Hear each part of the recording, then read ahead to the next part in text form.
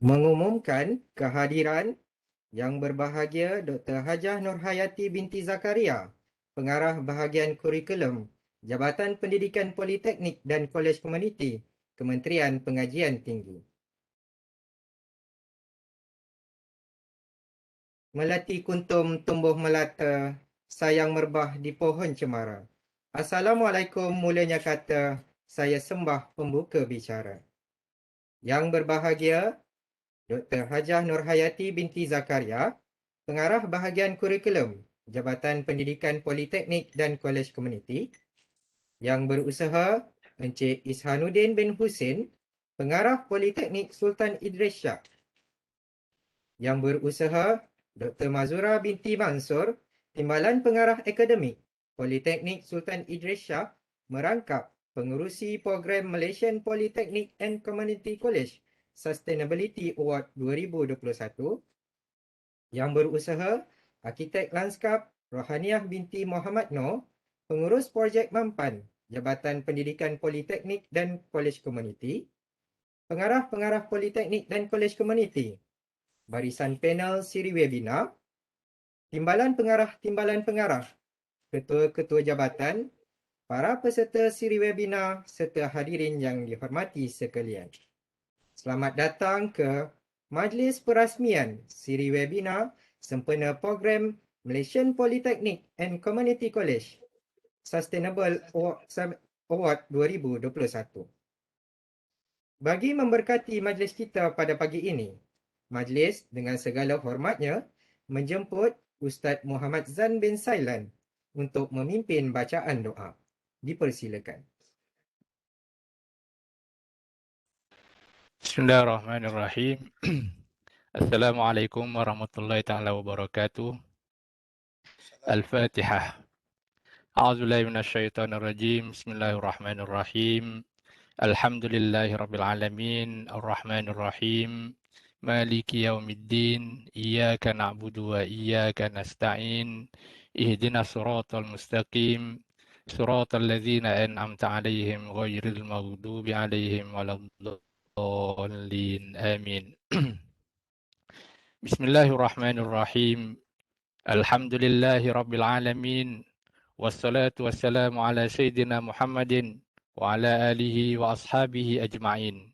Allahumma ighfir lana dhunubana wa liwalidina wa li ikhwanina alladhina sabaquna bil iman wa la taj'al fi qulubina ghillan lil ladzina amanu rabbana innaka ra'ufur rahim.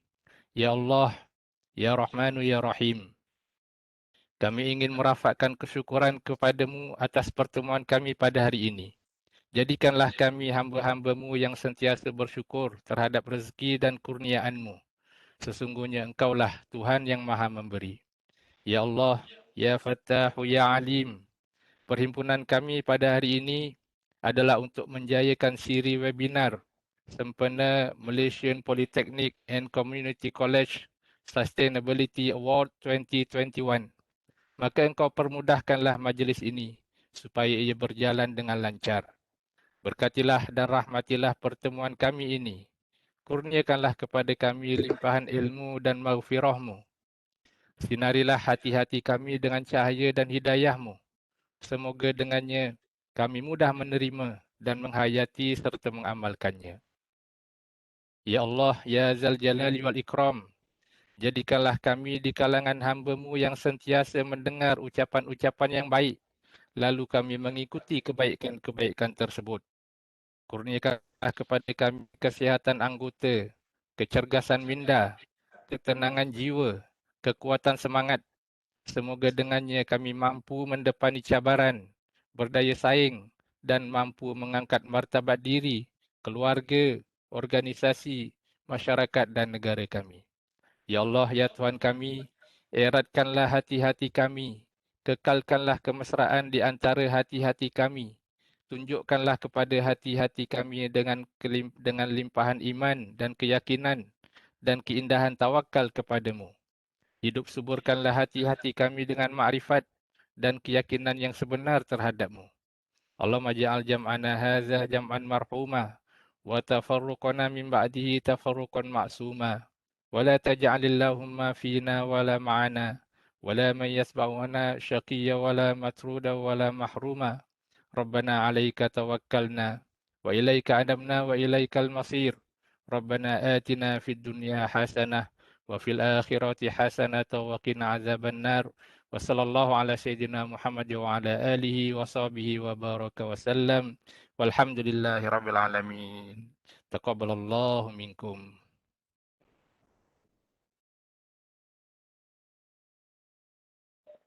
Amin, amin ya rabbal alamin. Majlis mengucapkan ribuan terima kasih di atas bacaan doa itu tadi. Bagi meneruskan majlis, dengan hormat dan takzimnya, saya menjemput Encik Ishanuddin bin Husin, Pengarah Politeknik Sultan Idris Shah, untuk memberikan ucapan haluan. Dengan hormatnya, dipersilakan.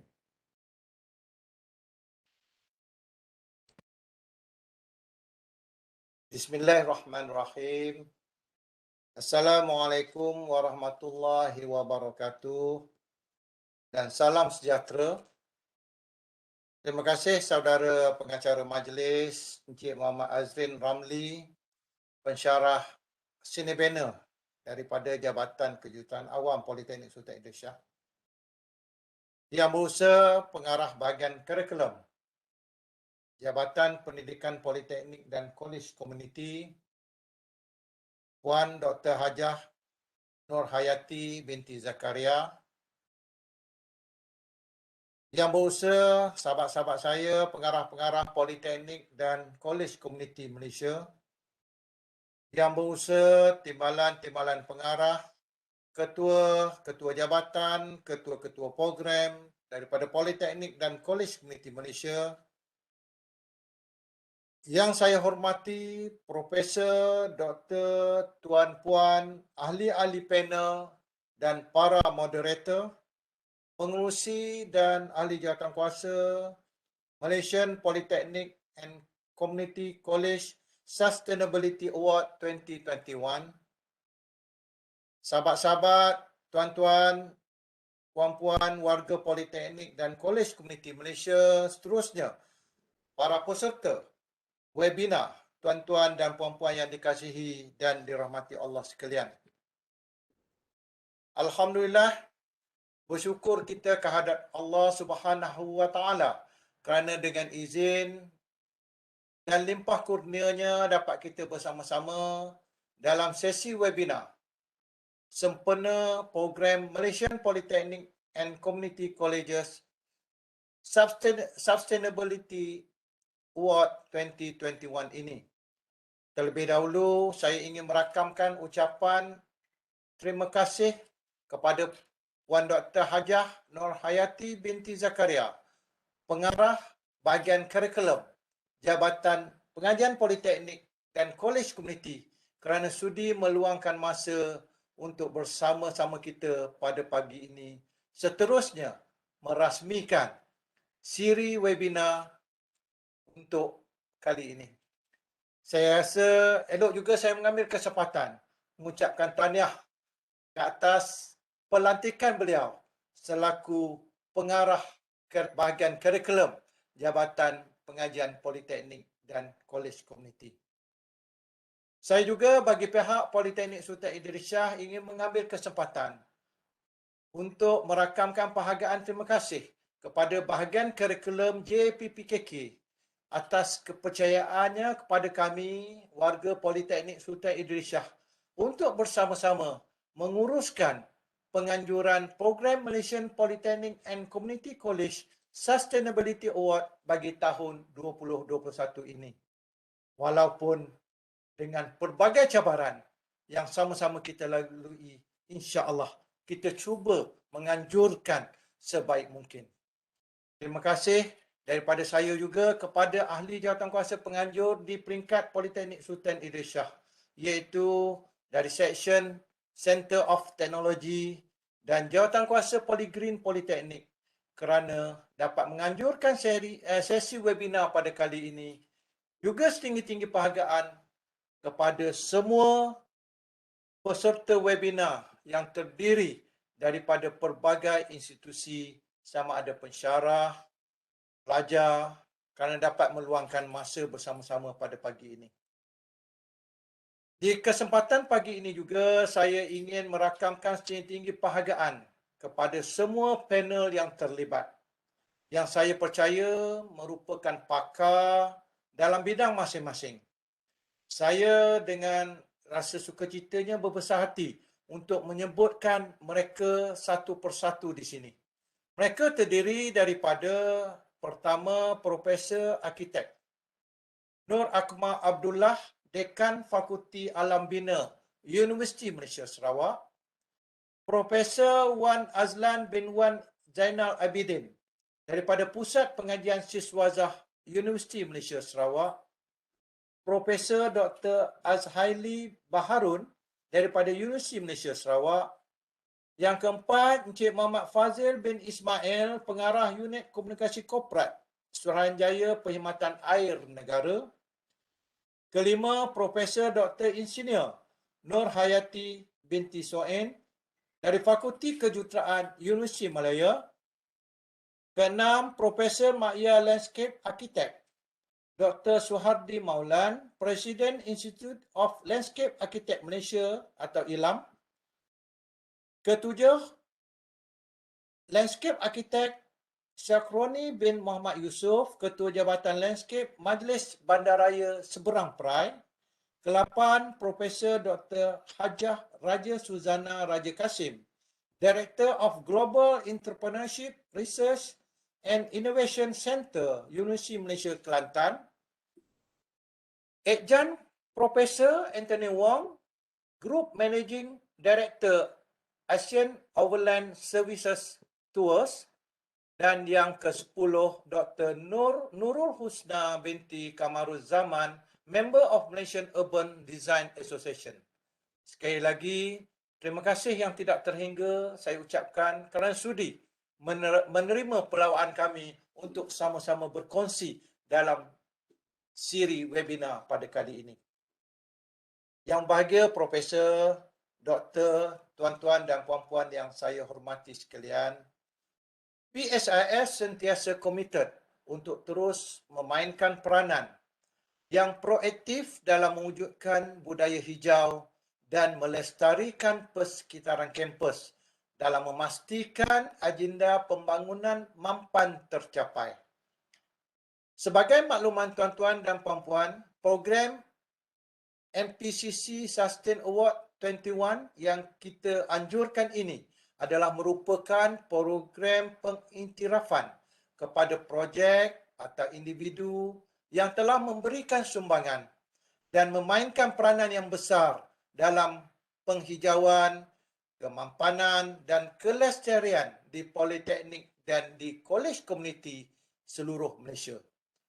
Untuk makluman semua juga, salah satu aktiviti yang telah dirancang dalam program ini adalah penganjuran siri webinar ini, di mana ia adalah bertujuan untuk meningkatkan kesedaran dan percambahan idea segar dalam kalangan akademia, warga kampus dan pelajar berkaitan dengan pelaksanaan amalan hijau merangkumi pelbagai isu.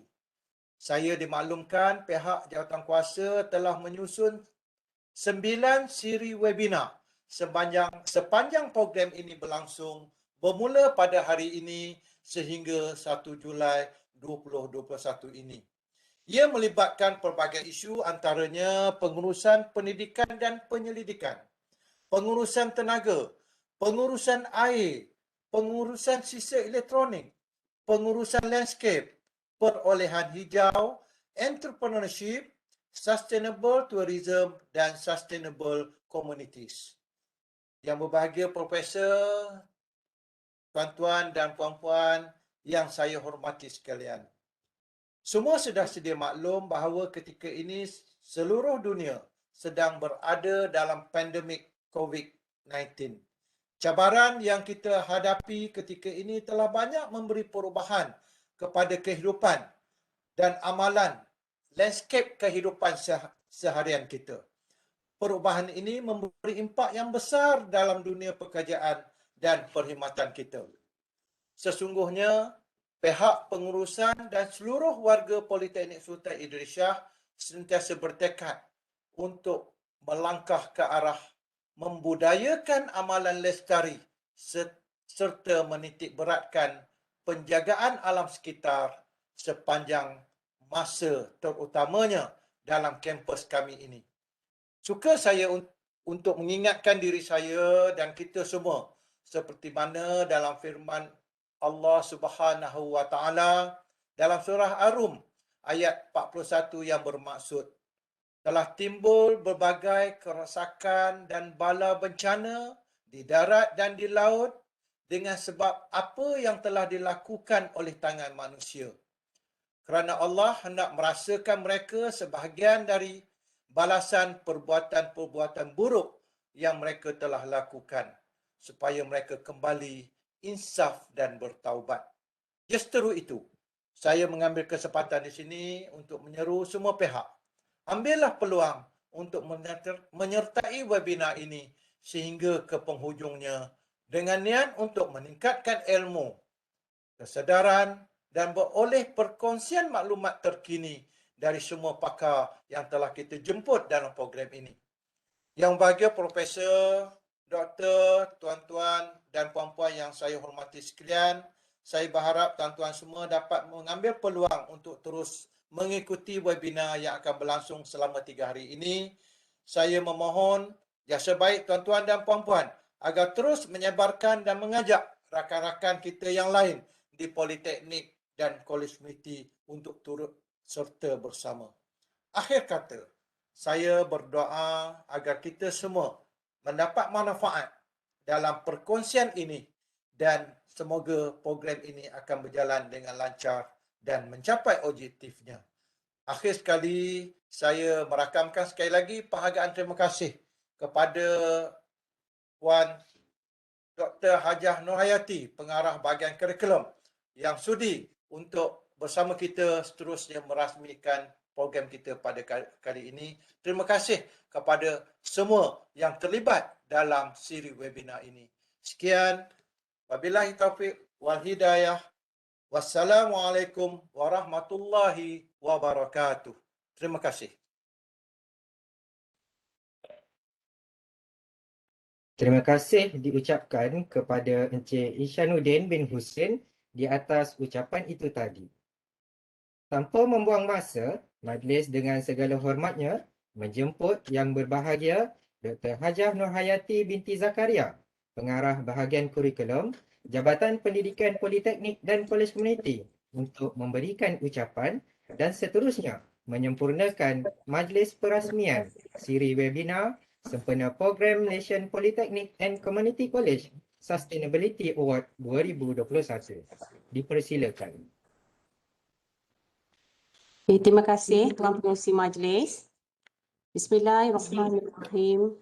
Assalamualaikum warahmatullahi wabarakatuh dan salam sejahtera.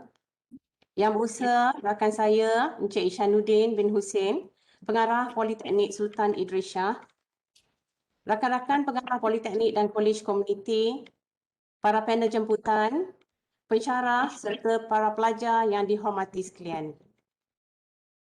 Alhamdulillah, saya ingin merakamkan setinggi-tinggi penghargaan dan ucapan tahniah kepada Unit Teknologi Pertanian Bahagian Kurikulum Jabatan Pendidikan Politeknik dan Kolej Komuniti dengan kerjasama Politeknik Sultan Idris Shah kerana telah mengambil inisiatif untuk menjayakan program siri webinar Teknologi Hijau Sempena Malaysian Polytechnic and Community College Sustainability Award 2021 MPCC SAS Award 21.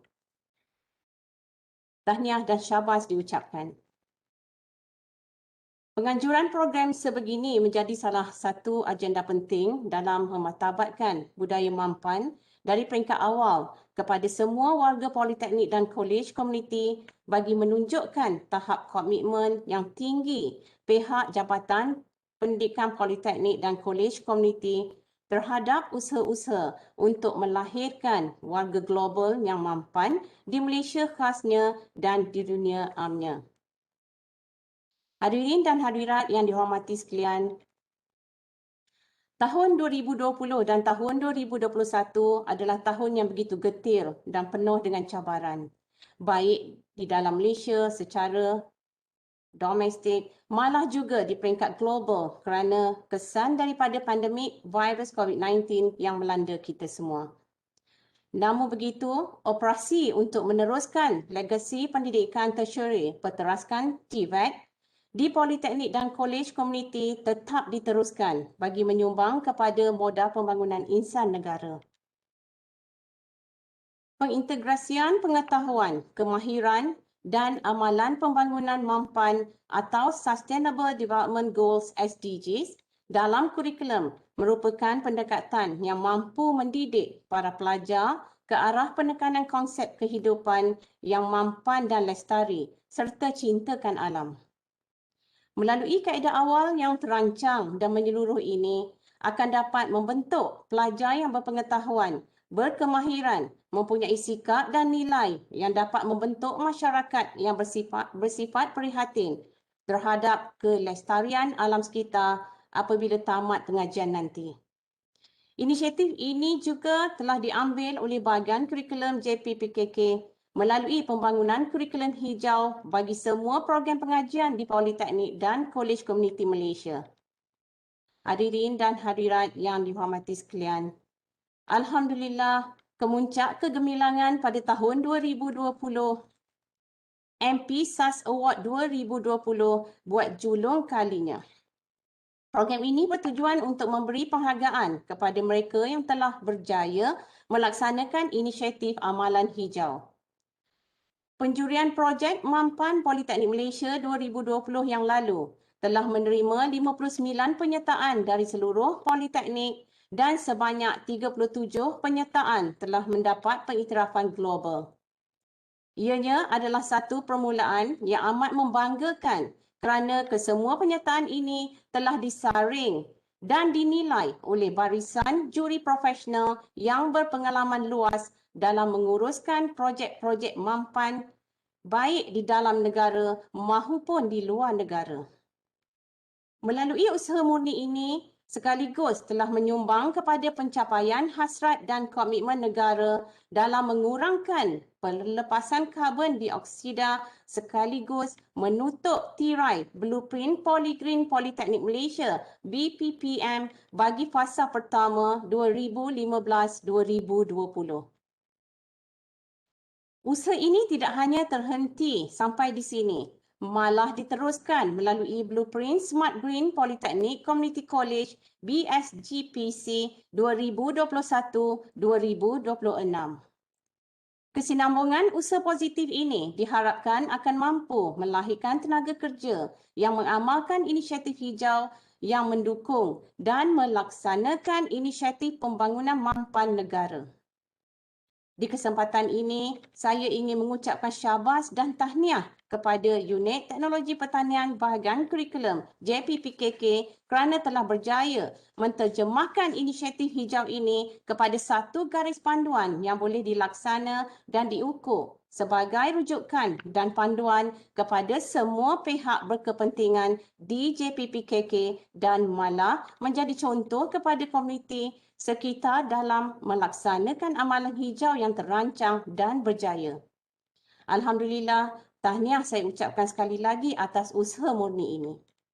Hadirin dan hadirat yang dihormati sekalian, untuk makluman hadirin, walaupun terdapat banyak dugaan dan cabaran pada tahun 2021 ini, penganjuran MPCC SAS Award 2021 tetap dapat dijalankan. Setinggi penghargaan diucapkan kepada Politeknik Sultan Idris Shah kerana dengan komitmen mereka lah maka MPCC SAS Award 21 kali ini berjaya direalisasikan dengan gemilang selari dengan norma baharu secara atas talian sepenuhnya. Tanpa tuan-tuan dan puan-puan sekian, siapalah kami. Program pada tahun ini terbagi kepada 3 anugerah utama yang dipertandingkan, iaitu Anugerah Smart Green Policy 2021, Pertandingan Penjimatan Tenaga Elektrik Polisisi 2021 dan Anugerah Ikon Hijau Polisisi 2021. Penyertaan telah pun dibuka mulai 1 Jun 2021 hingga 15 Julai 2021.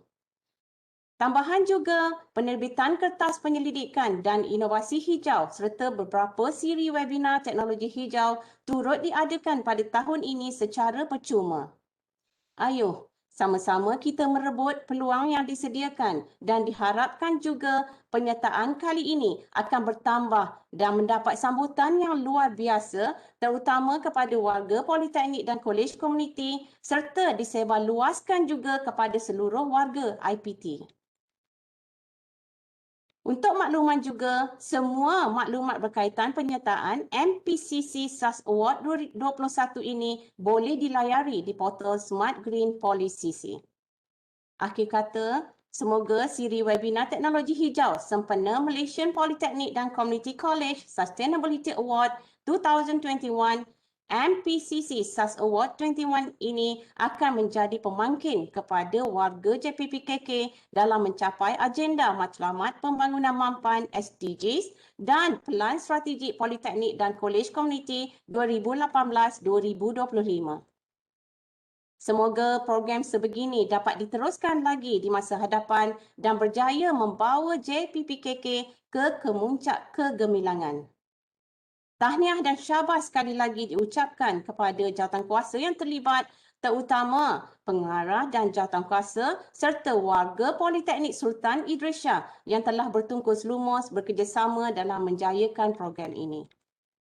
Hadirin dan hadirat yang dihormati sekalian, dengan lafaz Bismillahirrahmanirrahim, saya dengan ini merasmikan pembukaan program siri webinar teknologi hijau Sempena Malaysian Polytechnic dan Community College Sustainability Award 2021, MPCC SAS Award 21. Akhir kata, saya berdoa kehadrat Allah Subhanahu Wa Taala, semoga kita semua sentiasa selamat dari wabak COVID-19 dan diberi rahmat serta kecemerlangan di dunia dan di akhirat. Amin, amin, ya Rabbal Alamin. Sekian, wabillahi taufiq wal hidayah. Assalamualaikum warahmatullahi wabarakatuh. Terima kasih. Majlis mengucapkan jutaan terima kasih kepada Yang Berbahagia Dr. Hajah Nurhayati binti Zakaria kerana sudi menyempurnakan majlis pagi ini. Majlis ingin merakamkan ucapan tahniah kepada Yang Berbahagia Doktor di atas pelantikan sebagai pengarah bahagian kurikulum Jabatan Pendidikan Politeknik dan Kolej Komuniti yang baharu. Hadirin yang dihormati sekalian, berakhir sudah majlis perasmian siri webinar sempena program Malaysian Polytechnic and Community College Sustainability Award 2021. Mohon semua peserta untuk mengaktifkan kamera masing-masing untuk kita tangkap gambar.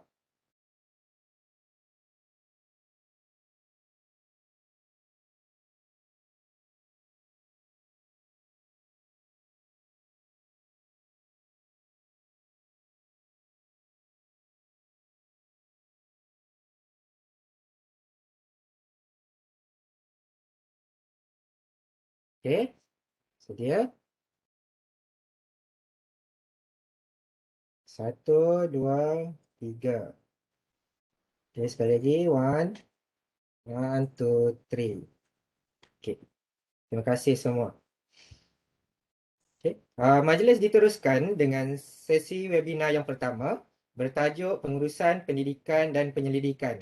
Dijemput Encik Ramu Anak Lelaki Velusami, Pensyarah Jabatan Kejuruteraan Awam Politeknik Sultan Idris Shah selaku moderator sesi webinar ini untuk meneruskan acara. Dipersilakan.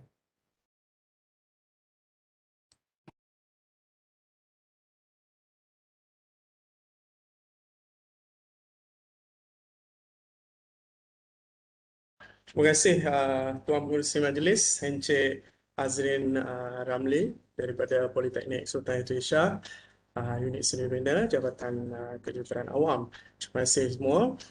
Sebelum tu saya minta kebenaran untuk share slide saya. Boleh berikan kebenaran kepada saya untuk share?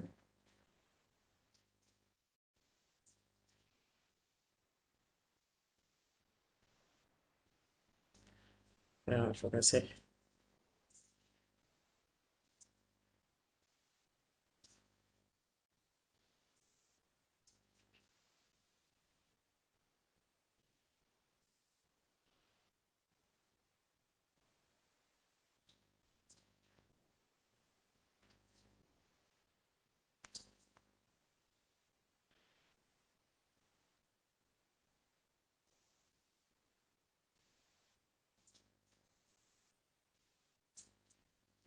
Okay, terima kasih. Selamat sejahtera semua. Yang berbahagia Dr. Hajah Nurhayati binti Zakaria, Pengarah Bahagian Kurikulum Jabatan Pendidikan, Politeknik dan Kolej Komuniti, Yang Berusaha Encik Isyamuddin bin Husin, Pengarah Politeknik Sultan Idris Shah, Yang Berusaha Dr. Mazura binti Mansur, Timbalan Pengarah Akademik Politeknik Sultan Idris Shah, merangkap pengurusi program Malaysian Polytechnic and Community College Sustainability Award 2021, yang berusaha landscape arkitek Tania binti Muhammad Noor, pengurus projek Mampan Jabatan Pendidikan Politeknik dan Kolej Komuniti, pengarah-pengarah Politeknik dan Kolej Komuniti, barisan panel jemputan Siri Webinar, timbalan pengarah, ketua-ketua jabatan, para peserta siri webinar serta hadiran yang dihormati sekalian. Selamat sejahtera tuan-tuan, puan-puan semua. Terima kasih diucapkan kepada semua kerana sudi menyertai siri webinar Sempena Malaysian Polytechnic and Community College Sustainability Award 2020. Saya Pramu Wilasami daripada Politeknik Sultan Idris Shah, merupakan moderator pada pagi ini, iaitu sesi webinar pertama MPCC Sustainability Award. Okey, untuk tajuk perbincangan pada sesi pertama hari ini adalah pengurusan pendidikan dan penyelidikan. Okey, kalau kita tengok memang kita sebenarnya telah bermula beralih kepada satu fenomena baru yang kita panggil, kita berada dalam virtual learning environment yang lebih sinonim kepada 21st century education. Okey, kita dah move daripada formal education, informal learning education, dan kita sekarang berada di dalam virtual learning education yang kita disebut juga sebagai education 4.0. That is Industrial Revolution 4.0. Memang kita dah sinonim ya. Okey, tanpa melengahkan masa, saya ingin memperkenalkan dua orang panel, okey, yang boleh dikatakan pakar dalam bidang pengurusan pendidikan dan penyelidikan. Yang pertama adalah Profesor Arkitek Nur Rahman Abdullah Go. Okey, Prof merupakan Dekan Fakulti Alam Bina Universiti Malaysia Sarawak. Prof merupakan research topik Prof adalah lebih kepada Sarawakan Indigenous Architecture and the Conservation and Preservation. Okey, Prof juga merupakan Dekan Fakulti of Built Environment dan juga Ketua Borneo Architecture Research Unit. Okay, Prof also Senior Fellow at Department of Architecture, Faculty of Engineering and Built Environment at UKM from 2005 to 2017, and also actively involved in research of various fields, especially in green construction and technology. Prof is this design architect for the UKM Tasik Chini Research Laboratory at the UNESCO Biosphere Reserve Site. From March 2013 to December 2016, Professor Architect Nur Akmal was seconded to a Ministry of Higher Education as a consultant of National Blue Ocean Strategy. And the area of expertise are building design, green building, design management and professional practices, hospital design, heritage and conservation, design of disabled and urban planning. Okay, sebenarnya bila saya dapat background Prof memang banyak all this publication begitu banyak sekali. Kalau saya nak letak kat sini, I think I need around 15 minutes to read everything. Okay, so saya pergi kepada seterusnya panel yang kedua. Okay. slide. Okay, panel kita yang kedua adalah Profesor Dr. Wan Azlan bin Wan Zainal Abidin, merupakan Timbalan Pengarah Center of Graduate Studies, University Malaysia Sarawak. Okay, Prof is a Deputy Director in Center of Graduate Studies, University Malaysia Sarawak. Kota Samarahan Sarawak, Malaysia, and also Professor in Department of Electrical and Electronics Engineering, Faculty of Engineering, University Malaysia Sarawak as well. Okay, Professor's fields of expertise are mobile and wireless communication, renewable energy, solar PV and micro hydro and energy efficiency. Okay, Prof also certified engineer manager, ASEAN Energy Management System, SIDA, Malaysian Grid Connected Photovoltaic System Design, and also involved in some consultation related to solar, such as 101 door centralized solar power system, tender design. This is in Bintulu, and grid connected solar PV system design for Kampung Sungai Berdil Mosque, Kuching, Sarawak, and followed by 61 door centralized solar power system tender design. This is at Long Patan Marudi, and followed by 29 door centralized power system tender design. This is Long Pukuk Maduri, and finally solar powered telecenter program among orang asli West Malaysia starting 2013 to 2016. Okey, sebelum kita memulakan sesi webinar kita, saya ingin menerangkan secara ringkas mengenai blueprint Smart Green Policy C 2021-2026. Okey, blueprint Smart Green Policy C ataupun dikenali sebagai PSGPC adalah merupakan dokumen rangka tindakan yang mengandungi garis panduan pelaksanaan amalan hijau yang terancang selaras dengan keperluan pengurusan operasi untuk tempoh masa yang ditetapkan. Blueprint Smart Green Policy C disediakan dengan hasrat untuk menjadikan Polytechnic dan College Community sebagai sebuah institusi mampan, unggul dan cemerlang di Malaysia. Terdapat 7 bidang tumpuan mampan yang diberikan, terutamanya sejajar dengan CDGS dan GRI. Okey, bidang tumpuan pertama iaitu siri webinar kita hari ini, pengurusan pendidikan dan penyelidikan. This is education management. Tumpuan kedua adalah pengurusan tenaga dan perubahan iklim. Bidang tumpuan 3 adalah pengurusan alam sekitar dan landscape. Bidang tumpuan 4 adalah pengurusan sisa. Bidang tumpuan 5 adalah pengurusan air. Bidang tumpuan 6 adalah pengangkutan, dan yang terakhir adalah bidang tumpuan 7 iaitu perolehan hijau. Okey, saya tanpa melengahkan masa, saya ingin menjemput panel pertama kita iaitu Profesor Arkitek Nur Akmal Abdullah untuk memulakan sesi pembentangan. Prof. Halo Prof.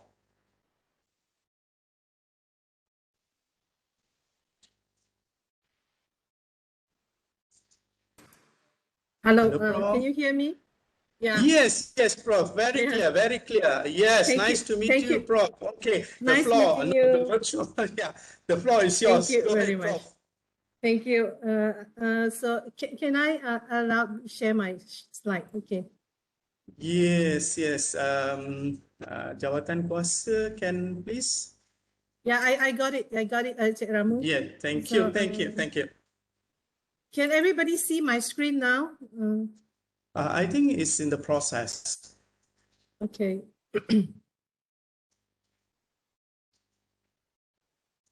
Can everybody see it now? Hello. Saya belum dapat lagi, Prof. Tak tahu line saya slow ke? Virtual learning environment, we are in a own, context. Yang lain, mohon respon. Kita tengok dalam ruangan chat. Yang Okay, lain? dalam proses dia dah keluar dah. Boleh nampak ke? Boleh nampak, Prof? Boleh. So dalam presentation mode ke? Belum lagi. Clear. Okay. Yes. Presentation mode Belum. Dia belum lagi dalam presentation mode. I think dalam proses. Okay, done. Yeah. Now Okay. Good. Okay. Prof.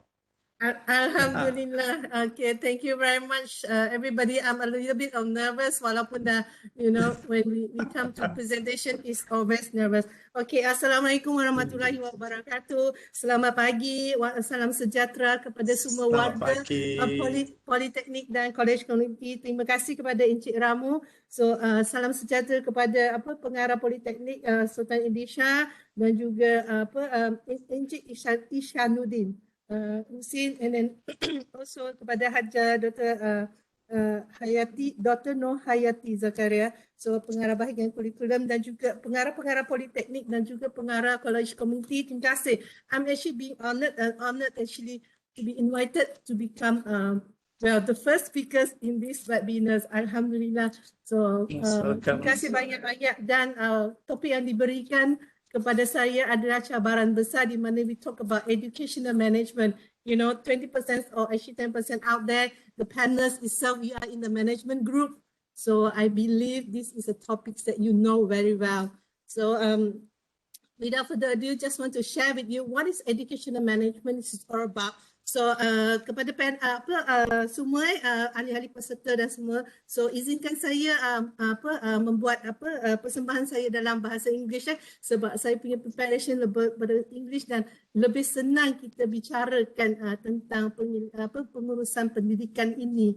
So educational management apa dia? So sebelum saya mulakan sedikit sebanyak tentang diri saya lah. So in the philosophy of teaching and learning. So I believe this session is actually just a sharing. I'm not a pakar seperti mana pengarah polisi kata. So we are here together to learn. So I think this is an opportunity for me to share, because I believe sharing actually make me learn, and then learning allow me to share more. So and then when come to teachings and learnings, I teach actually to learn.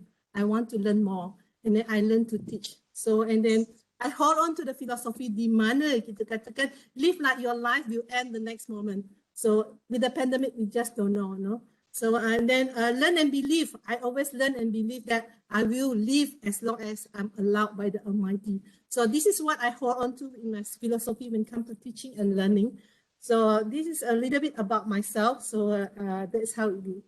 So when it comes to education management, it is actually a huge topic. So I will actually discuss within the time frame given to me. Is actually not long. So it is. I will start with the system itself, the education system itself.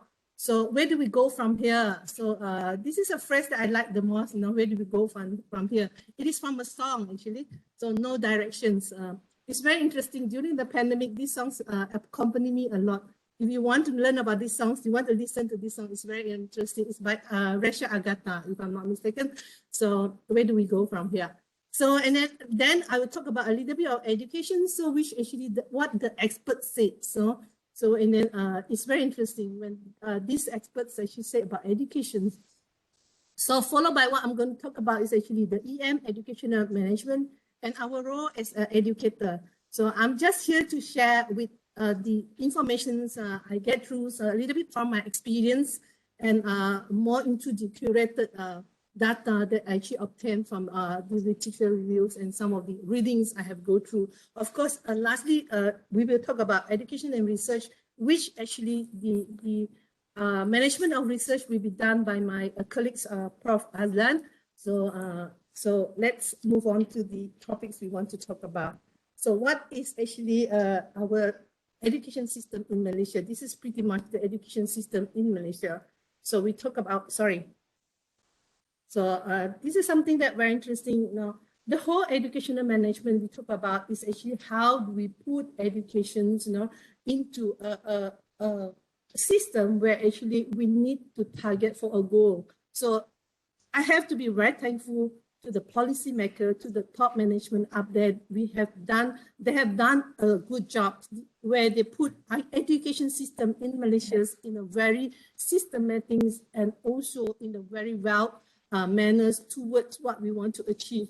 Now, our education systems, we talk about 11 years, that is actually not including the preschool, but actually we talk about in the total before we get into the higher educations, we are actually talking about 13 years. I remember those days when I actually go to preschool, I was actually 5 and 6 years old. But today, you know, our country has actually advanced. Now you have children which is 3 years old going to preschool. They start learning from 3 years old. That is so good. You know, our education is actually being well managed and then being planned well. So the primary school, we talk about 1 to 6, and then we do have students go to regional school in the afternoon. So those are the well-planned education system and then well-managed education system in our country. Then the secondary, so we talk about 1 to 3 lower secondary and then upper secondary before we get into the preschool, pre-university. So our country and then the Ministry of Education and Ministry of Higher Education have done it well. So we have a lot of options after our Form 5. For students who want to go academics, we talk about the STPM, we talk about the foundations, which actually both in the private university and also the public university. So then for those who are not extended to higher education, they want to learn skills. So you are here. So the college community, thankful to you. You guys doing a good job. So you actually train so much of the people out there to actually serve the country and then serve the community. The college community, the IKMs, you know, of course, the polytechnics, and then these are some of the path of the education system after the 11 years, and then we move on, and then for the higher education. So we are so thankful the whole education system is actually being managed well. So we have all the university for those who want to proceed to the Menara Gading. This is what we always say. So, and then we have private university which actually established well, and then we are in the top of the ranking today. So these are the well-planned educational systems which actually we are moving into lifelong learning, like what you guys are doing. So we talk about the sustainability of education, the ESD, Educational Sustainable Development. So the policymakers and the government is putting us into the world map. Actually, we are already there. So of course, we follow what the UNESCO wanted. So United Nations wanted, we talk about this Sustainable Development Goal. So which is at the number 4 strategy. And then from the 17th strategy, we talk about, there's so much to talk about when we talk about educational management. So I believe those management levels like you in this webinar, so you guys know better than me because I'm just working through some of my experience and walking through some of the material that I have read through to get these informations.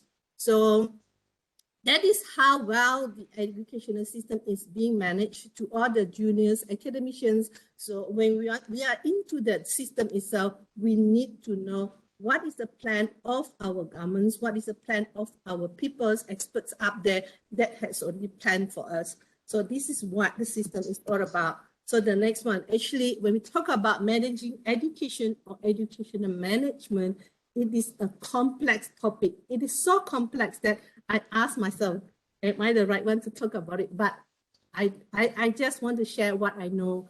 So education is actually a big thing. You know, Nelson Mandela said, no, education is the most powerful weapons which can use to change the world. Yes, so education is so important that Nelson Mandela, so he's a great man to me. So he actually used education to change his people, to actually extend the education's needs, to actually wanted to change how his people is living. So he's a great man. You want to know more about him, read through a lot of internet. There's a lot of books about him. So I believe in that because our governments, our policymakers, we are actually building the nation, which is actually literate and with good education and excellent education. So I actually borrowed a little bit of Gandhi's, Mahatma Gandhi. So the great man also, another great man, he talks about live as you were to die tomorrow and learn as if you were to live forever. I believe everyone here is actually believing that. That's why we are here today with the webinar. Thank you very much to Polytechnics and also College Committee to allow this webinar so that we can learn together, we can share the knowledge together, and that we learn as long as we are here. So when we talk about education, so we talk about education, we kind of manage education, so we need to have our stakeholder, which is our students. So the real education should consist of drawing the goodness and the best out of our own students. What better books can there be than the book of humanity? So this is actually spoken by, it was actually spoken by Cesar Chavez, actually American civil rights activist. What he did is actually, he actually inject education to the farmers before, farm workers in America. I tell you, what happened now, you know, the farming in America is actually very high in standard. So, which is actually part of our college community and Polytechnics strategies to actually build this kind of nations in our country. So what else to talk about education? So why do we want to talk about education? And then who are there actually taking care of the education? We as the educator, we are part of the system. We are actually within the educational management itself. We are the human resources which actually being identified to actually help to achieve the goal of our education. So when and where, those are the things, but pandemic come in. So how are we going to handle that?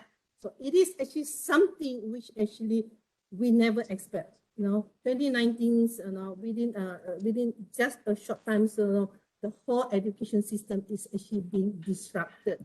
So that is something that I want to share. Let's talk about, let's break through the systems, and then we talk about what education is all about.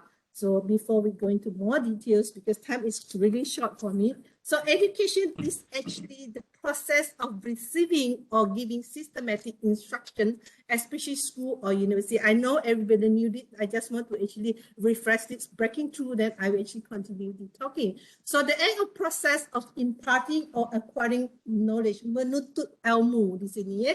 Kita katakan developing the powers of reasoning and judgment. With the education, we actually develop our powers of reasoning and judgment, and generally preparing oneself or others intellectual for mature life, the act of process or imparting of or acquiring. So bagaimana kita menuntut ilmu. So particularly knowledge or skills, this is why we talk about the skills and now the hands-on skills, which actually the Polytechnic is actually and college community is actually working on. So, and then management of education is a process of planning. We plan educations, we organize education, and we direct education, and we control the activities of an institute by utilizing human and material resources so as to effectively and efficiently accomplish functions of teaching and extension work and research. So this is the level where the top management, you know, like some of you inside this webinar. So, and then the top management, this is what we do, we plan education. So the overall purpose of education and management is to effectively and efficiently create and maintain environment within education institutions that promote, support, and sustain effective teaching and learning. If you look at this, so this is actually what the country is actually doing. So whereas at different levels, when we come to where we are in the institution, so we actually help to make the goals achieved in an effective and efficient way. So we actually, through the teaching and learning.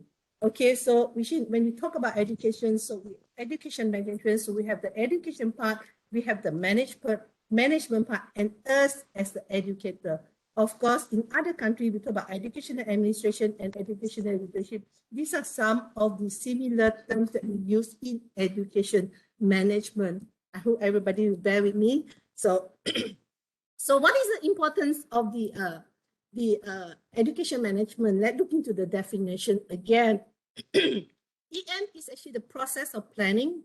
So we have to plan, we organizing, leading, and controlling education institutes and activities and using all available resources to reach stated educational goal. If you look at this one, it's actually on the top management itself, and the experts in the Ministry of Education and Ministry of Higher Education. And you guys selected as the leaders, you are the one that who is actually implementing that. Us as academicians and educators, what is our role that we're going to discuss about it later. So in the educational management, there are so many things, you know, to the junior academician. So you will be the next generations of the leaders and also manager in the educational system. These are some of the things that we have to look into, but not limited to this. We have to build effective teams. So with the digital learnings, we have to know how to manage computers.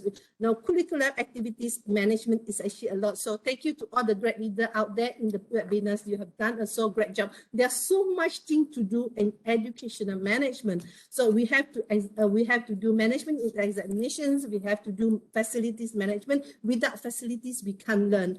Finance management, we talk about dollar and cents to keep us going. Student management, we have to manage students. Teacher management, infrastructure management, laboratory management, spatial lab management. We have specialized language, other, even concrete labs, and all.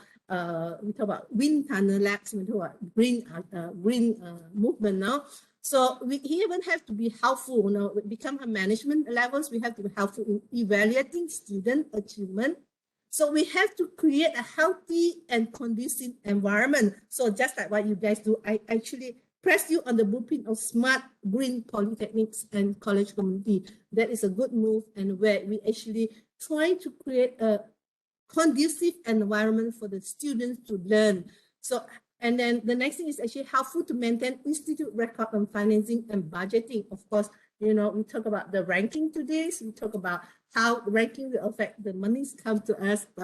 Okay, so helpful in the organizations of counseling and guidance. We need counseling. The student need counseling, the staff need counseling, especially in the pandemics when we teach online, when actually things is actually limited, when internet is not good. So much to do. So this with material is institutional effectiveness. So these are some of the material without resources here. So help in communications and information management, talking about these digital technology, digital words, we talk about platform. So we have to have very good communications system where actually also we have to manage our information well. So a lot of things we have to do in the management system. So help in curriculum creations and the creations and managing core curriculum planning, timetable, and discipline. There are so much to do as a manager. So the next generation of managers, so this is not limit, this is only part of it. I believe the leaders here knows very well. So, and then of course, we have to do decision making and problem solving. So we have to be accountable to some of the decisions we made, and that we have to know how to solve problems as a manager. So it helps to motivate staff, and then stress management. So we should at this time, so we are helping, the academician is helping the students to release their stress. So what happens when the academician is actually in stress? But what happens when the managers are in stress? Who will manage them? I think this is some questions that you have to ask. So improving teaching and learning process, this is the big things that the educators has to do before we go into more details of the education management. So we talk about characteristic of manager, so a management, so it has to be universal. It is actually universal. So jagat, purposeful is actually with purpose. So we talk about social process, when we talk about educational management, community-based approach, we have to do it because we talk about how we're serving the community. So as an educator, we are actually in the service industry. So how do we manage that? There's a lot of questions need to be done. There's a lot of works need to do. So it has to be a coordinating forces. This is what we do today. When we actually having these webinars, we are actually coordinating, we are actually collaborating. So this is what we actually has to include in the management. So it is intangible. So intangible in the sense we talk about practice, we talk about experience, so it is intangible. So something is there, we see it, but we couldn't touch it, and then we feel it. So a continuous process. Management of education cannot stop. So it has started long time ago in our countries when we start revolutions of cultures when we actually have the human beings in the world. So it is as a composite process. When it comes to educational management, it is not one title, but we are talking about composite whole. This is what we see, the whole thing here, it has to be put together. So it is never easy in educational management. There's so much to do. So thankful to all those leaders in this webinars. You've done a great job for polytechnics and college community, alhamdulillah. And also thankful to the policy makers in the Ministry of Education and Ministry of Higher Education. So because of their hard work, this is where we are today, that we can sit in front of these computers, talk about and share about what educational management is all about. So we have to be creative. So we have to be a creative organ. It is just our body. So we just everything's actually in place, everything. So but without our eyes, nothing can happen. Without there's a lot of things that it has to be an overall kind of process, and we actually have to become a whole person before we can actually move on to achieve our goal in education. Okay, when you come to management, we talk about leadership. So we talk about we need leaders to actually manage the whole educational system. So let me take a phrase from Ralph Marston. So being positive in a negative situation is not naive, it is leadership. Why do I pick this phrase? Because the pandemic came, and then the leaders have to make decisions, because leader and the manager make decisions. So in the negative situation, good things, because of all these experts, because of their professionalism, we are here today, the platform of digitals. So they are leaders. We have good leaders in the system, in the education system, be it in the Ministry of Education, be it in the Ministry of Higher Education, or even Ministry of Health. So there are good leaders. So that is leadership. So what is the characteristic of a leader that we have to have? I tell you, the educators can become good leaders. Why? I'm going to share with you, why. Let me read the phrase of what one of the researchers, Ryan, said. So leadership is concerned with overall alignment of vision, goals, values, and culture. We talk about values and culture. Okay, leadership skills include to be highly influential. So they are very influential, both external and internally. Leaders are people who can define future vision in the way that people work.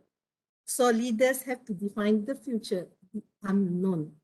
Okay, they need to be looking at the future with one eye. So one eye is looking at the future, one eye is looking in the present. So it's very interesting. So we do have the town leaders.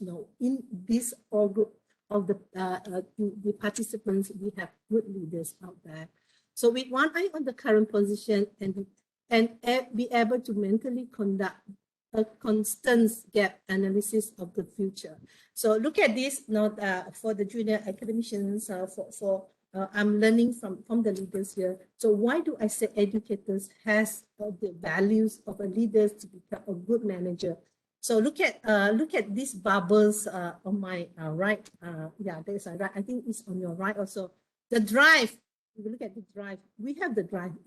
We drive the students to learn. So it's actually how we make them learn. So collaboration.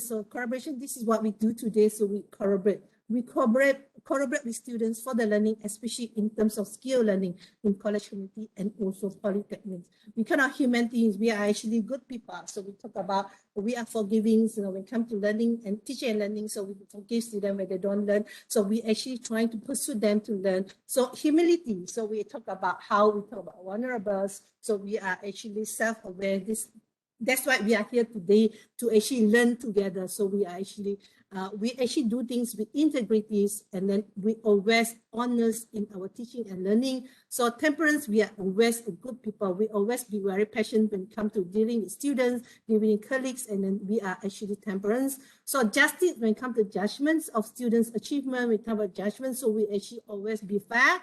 So, and then we are accountable. What we teach is actually important. What is the content that conveyed to the student is because we are accountable. We are responsible to our works. Courage, not everyone can become an educator. We have to have the courage to teach, because kita tak nak mengajar benda yang sesat, betul tak? So that's why we have to have the courage to teach where we know what we are teaching. So we talk about transcendence. So we are actually purposeful. We are talking about how we actually put students into the future and then how we oriented them. So these are a lot of things that which actually an educator has.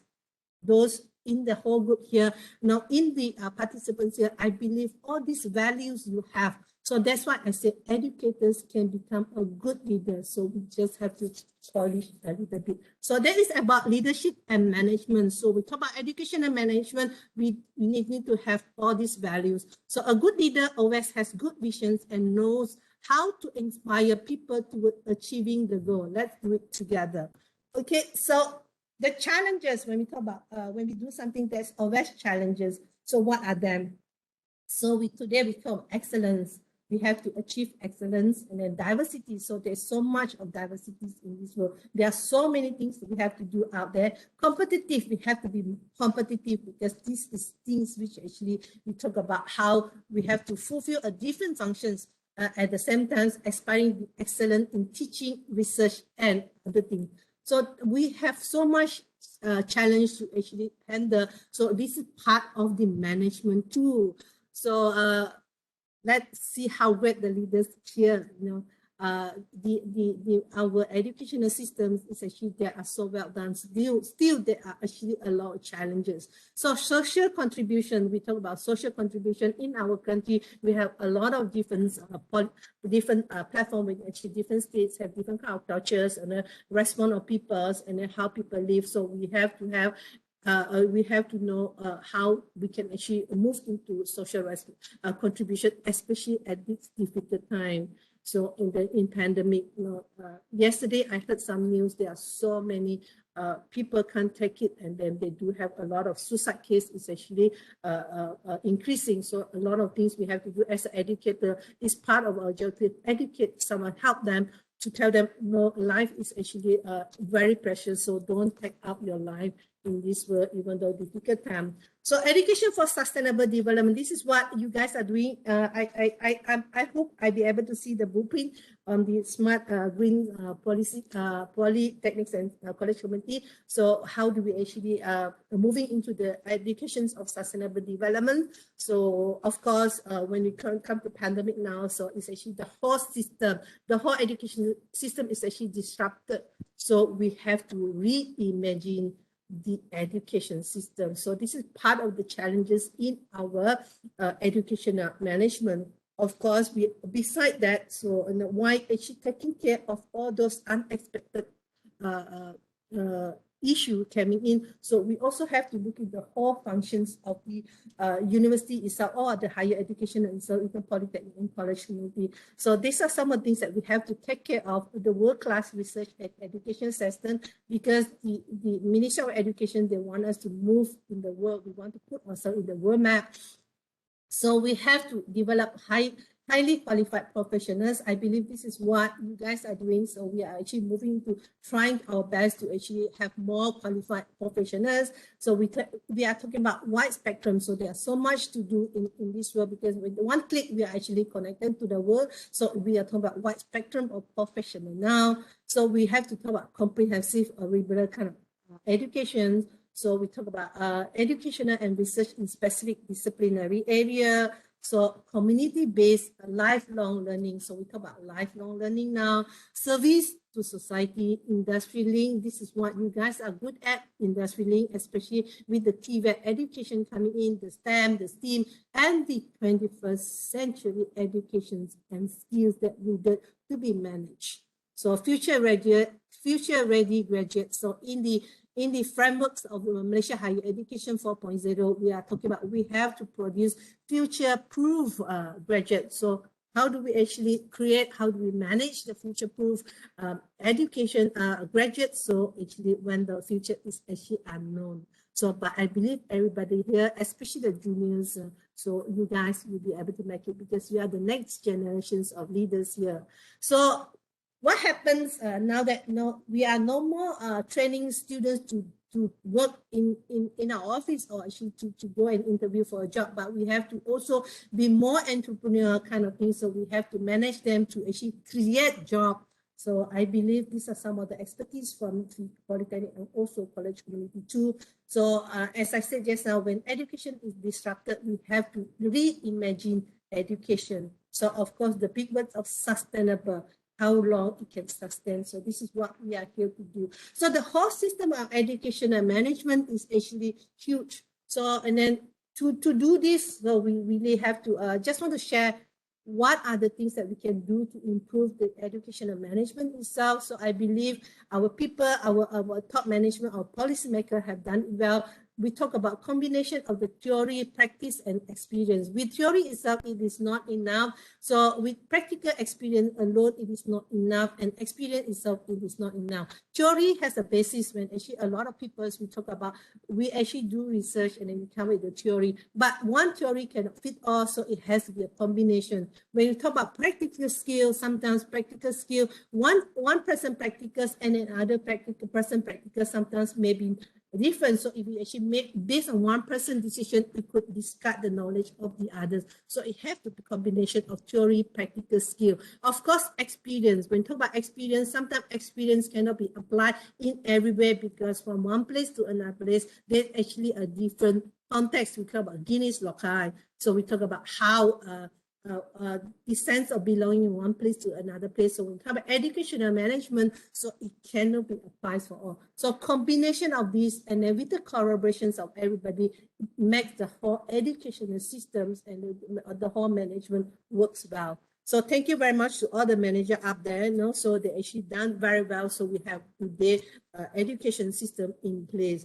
So that's on the education management. So what is our role as academicians and educators in the educational management? Where shall we be? So I hope you still bear with me in this. So I'm trying to catch up with the time. Ramu is actually looking at his watch already. So anyway, so what is our role in education management? Something very interesting that I found in the internet. This is the skills we need to have.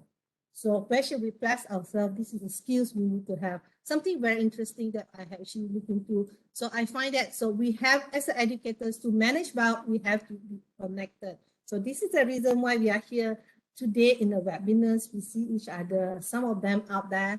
Some of the participants here is actually my students before. Hi, everybody. So I hope you still remember me. So, and then, so as educators, we have to have this kind of skills into the 21st century education system. So to be able to manage ourselves well so that the whole system can achieve the goal. So we talk about we need to be having relationship. That's why we are here. We are connected to each other. So we have to take care of the learners. We have to think, and then we have to become the learner ourselves. And then we have to be inclusive. So we have to take care of people who are around us, which actually they may not have an opportunity to learn. So we have to be inclusive. So and then we also has to be more reflective. So we have to see what we do, whether we are doing right. So we also have to lead the students to be able to reflect themselves. So we talk about how we are networking. So now that's we are actually networking now. So we have to be an innovator. Actually, everybody has this sense of innovation. We have to innovate because with this pandemic, everybody become innovators. How do we teach online? What are the platforms we can use? So we are all innovators. We talk about leadership. I have mentioned just now. So, and then of course, storyteller. So I love telling story. So I think my students, my ex-students, my previous students in the participants, they know. I love telling story because telling story is one of the ways to share our knowledge. And then, movies tell a lot of good story. I'm a fan of movies. So I look into movie, I interpret movies well. So I look into architectures when we talk about look into movie. Thank you, Yasmin. Okay, so we have to be designers, this is what I did, when we come to presentations, how can we make our presentation not boring, especially on webinars. I can't even see people, so then make it interesting. So this is what I do. So, and then we have to become artists now. With the digital technology, everybody can become artists. Of course, we are not talking about the manual kind of artists. No, the internet is amazing.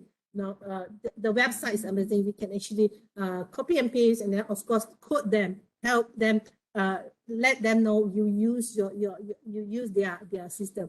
So if you do that center page, the 21st century Texas educator, this is what I got from the web. Sorry, it's actually a lady, a gentleman. I put a gentleman on the right side also. So as the educators, to manage our teaching and learning, we also we have to be a big thinker. We have to have fun. So we have to have fearless. We have to fearless, especially facing these pandemics. We have to go on to it. We have to be versatile. We have to be compassionate. We have to savvy in the digital. We talk about how we link to our students. So we are using WhatsApp. We are talking about social. We talk about Twitters. We talk about Instagram. So all these things we have to be savvy in. So, and then of course we talk about the knowledge we actually have to have. So we have to be passionate. We have to be imaginative how we actually convey this message to the people. So we have to create the online learning environment to make it interesting. We have to be thinking pedagogy. So we have to manage the information well so that we can give the right education. So we have to manage the curriculum, and then of course we have to manage ourselves to have the skills of 21st century. So this is the reason I believe why we have we have the webinars today, so that we can actually move on, so that we can learn and put it together. So alhamdulillah, so thank you very much. Everybody's still with me. So, and then some of you asking for slide. I think the host will actually let you know later on. Okay. So my slide is not moving. Okay. So what do we do as academicians? So we talk about management. So we are part of the system. As I said, we are actually in the educational management. So the top management is the layers, and then the pengarah semua is at the level. So we are the person who implement it. We manage the academic into making the whole system works, or we can actually achieve the goal. So the qualities, so we have to manage our course, class, and sections. We have to manage online and offline exam. So we have to know how to use the digital platform. So we have to manage ourselves. So lesson syllabus, timetable plannings, and then we talk about attendance of students. We have to make sure our students are there, they learn, and then we share with them. So we have to become their mentor, advisor, counselor, friend, and colleagues. So, and then we have to look also into the check, also into the admission management. So where do we go from there, the qualifications, and then the standards that we want to achieve. This is the reason why, so we are talking about the accreditations. So we talk about training the professional. So assignment are not something we have to give to the students, and we have to assess them. This is to actually the outcome of us to check on us whether we actually giving them the right thing. So all this has to be managed. So homework and classroom. Homework is something that for the students to reflect what they learn, and then also to reflect what we teach, whether it is actually the message and the content being reached to the students. I think all of these is actually something we have to do in the management of education. I think the most important things as educators, this is what we need to be aware of: the teaching and learning in higher education. The key contents of these, the teaching and learnings, we have to be well versed of. So whether we are in the college community, whether we are polytechnics, or we are in the university, we need to know how to teach in higher education. It is approached differently because we are talking about adult learners. So curriculum and instructional design, we know the curriculum, but we also have to know our teaching well. So we need to actually take care and manage our curriculum and instructional design. So principle of teaching and learning, we learn from the experts. So there are so many gurus out there, so we can learn what is the principle, imitate them, and then follow them, and then we find something which actually suits us back. So the principles of teaching and learning, of course, today's we talk mentoring and facilitating learning. So it is no more it is no more teaching, giving, and they take. So we have to mentor because learning is different because we have the generation of Y, Z, X, Y, Z. So with the one-click kind of learning, so we have to facilitate them as a facilitator, so to assist them and guide them into how to learn, so that they won't learn something which they are not supposed to learn at the kind of actually help them to move forward. Student-centered learning is something that we know that is actually, we actually look into the students, the learner-centered learning, and then we as a part of learners, we have to know how to manage learning. So assessment of learning, definitely this is the things that we have to manage. How do we assess learning? Because we want to know the outcome that we have actually processed. Technology for learning. I tell you, this is something very interesting. No, I'm actually a whiteboard and chalk person. So, but technology, the digital technology was actually difficult for me. So, but alhamdulillah, so I went through a process of learnings and I went through a process being teach or share by my colleagues, and then I'm able to handle what I'm doing today. Thank you very much. I guess that is all I have on the education and management. So what do we need to do in the management? The whole system is really complex, and thank you very much for listening to me. So I end my session with this, very interesting quote by Henry Brooks, a Harvard professor in 1907. So teacher affect eternity, no one can tell where their influence stop. Now, as an educator, you are great guys out there. So we actually influence a lot of people, and then it will never stop. So that's all of my sessions today, and thank you very much. If there's any mistake I have made, I ask forgiven, and then thank you very much for kindly listening to my talk. Thank you. Let's move forward towards excellent educators nation. Thank you. Back to you, Cik Ramu.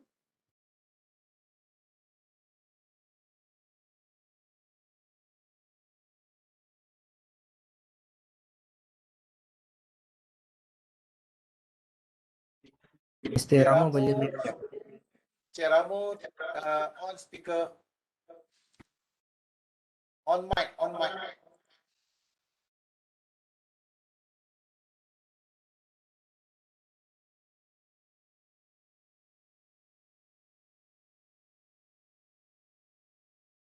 Cik Ramu, on mic. Okay, sebab tadi saya tak dapat permission. I'm very sorry because I'm not be able to unmute myself. Okay, thank you so much, Professor. That was very comprehensive, and we can see that actually we are teaching what we call digital native. Okay, we are teaching digital native, net generation, and no more teacher-centered, it's a student-centered. So memang benda tu satu berlaku perubahan ajakan paradigma. So like lifelong learning, banyak statement yang telah diberitahu oleh telah diberikan oleh Prof tadi. So untuk tanpa melengahkan masa, saya ingin menjemput panel kita yang kedua, iaitu Profesor Dr. Wan Azlan bin Wan Zainal Abidin. Professor, are you there, Professor? Ya, saya ada di sini. Saya mohon untuk share. Okay, the floor is yours. Yes, bahagian technical, please. Okay, yeah. Okay, Assalamualaikum and a very good morning to everyone. Terima kasih di atas jemputan. Sharing my slide now. I hope you guys boleh nampak. Can you guys see my slide? Dia tengah proses. Yes. Yeah, can see the screen now. Okay, you can see it, right? Yes, Prof. Okay, again, Assalamualaikum dan selamat pagi. Terima kasih kepada Jabatan Pendidikan Politeknik dan College Community dan juga Polytechnic Sultan Idris Shah when Prof. Akmal mentioned about this invitation. I got this sentimental value because I did my Form 4 and Form 5 di MRSM typing. So, I got some, when somebody mentioned about Perak ni memang ada sedikit sentimental value. Okay, credit to the organizers for having this webinar series. So I'm going to talk about the research part of this topic, okay, in education and research management. So what I will cover will be on the definition of research itself, why we conduct research, and how do we integrate between education and research. Tadi dalam presentation Prof. Akmal, she talked about education, which actually we both dekat Polytechnic, college community and university, we are quite familiar with that. But I'm talking today from my point of view as a learner. When I joined UNIMAS in late 1998, that time research was quite alien to most of the lecturers, because we were busy with setting up the university. During that time, we did not have enough lecturers. So I would imagine actually the same thing is experienced by those in college community and also Polytechnic. I will use some definition. This is based on my, I did some studies, sorry. Okay, so what is research? Based from Cambridge Dictionary, a detailed study of a subject, especially in order to discover new information or reach a new understanding. Okay, more or less the same definition by Oxford, a careful study of a subject, especially in order to discover new facts or information about it. Prof, So minta I think jelas kejap, Prof. yeah. Prof, boleh tukar ke presentation mode tak, Prof? Saya Presentation, actually let me, it's dia, already presentation mode. oh, I see. Maybe Okay, okay, it's okay. Then it's okay, Prof. Sorry. Yeah. boleh nampak? Boleh nampak. Yes, Prof. Yes, good. Yes, go ahead, Prof. Thank you. Just the setting. Okay, thank you for letting me know. So, like I said, education, teaching is not new to most people, but research, even to some university lecturers, something that is really challenging, okay, when people start talking about research. So research involves many processes. Normally, we need to identify a problem, and then we have to do literature review based on the past, current, and future works done by others. Then we need to come up with some questions. We need to set objectives and hypotheses. Then we need to propose the study design, come up with our research methodology, and then we need to decide on our sample design, which is also part of the methodology, do data collection, do analysis, start producing report publication in the form of articles and journals, proceedings, and also thesis for those who are doing master and PhD. I have to be quick because I don't have much time left. So why do people conduct research? To invent new things, to solve prevailing problems, to uplift standards.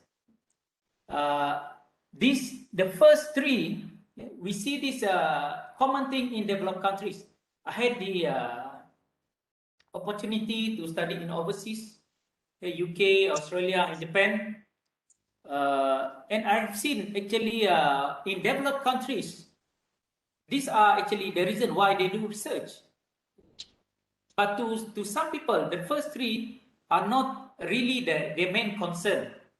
They are not really looking into a new things or to solve a new problems or to uplift standards, because we just get something from off the shelf. That's what I noticed.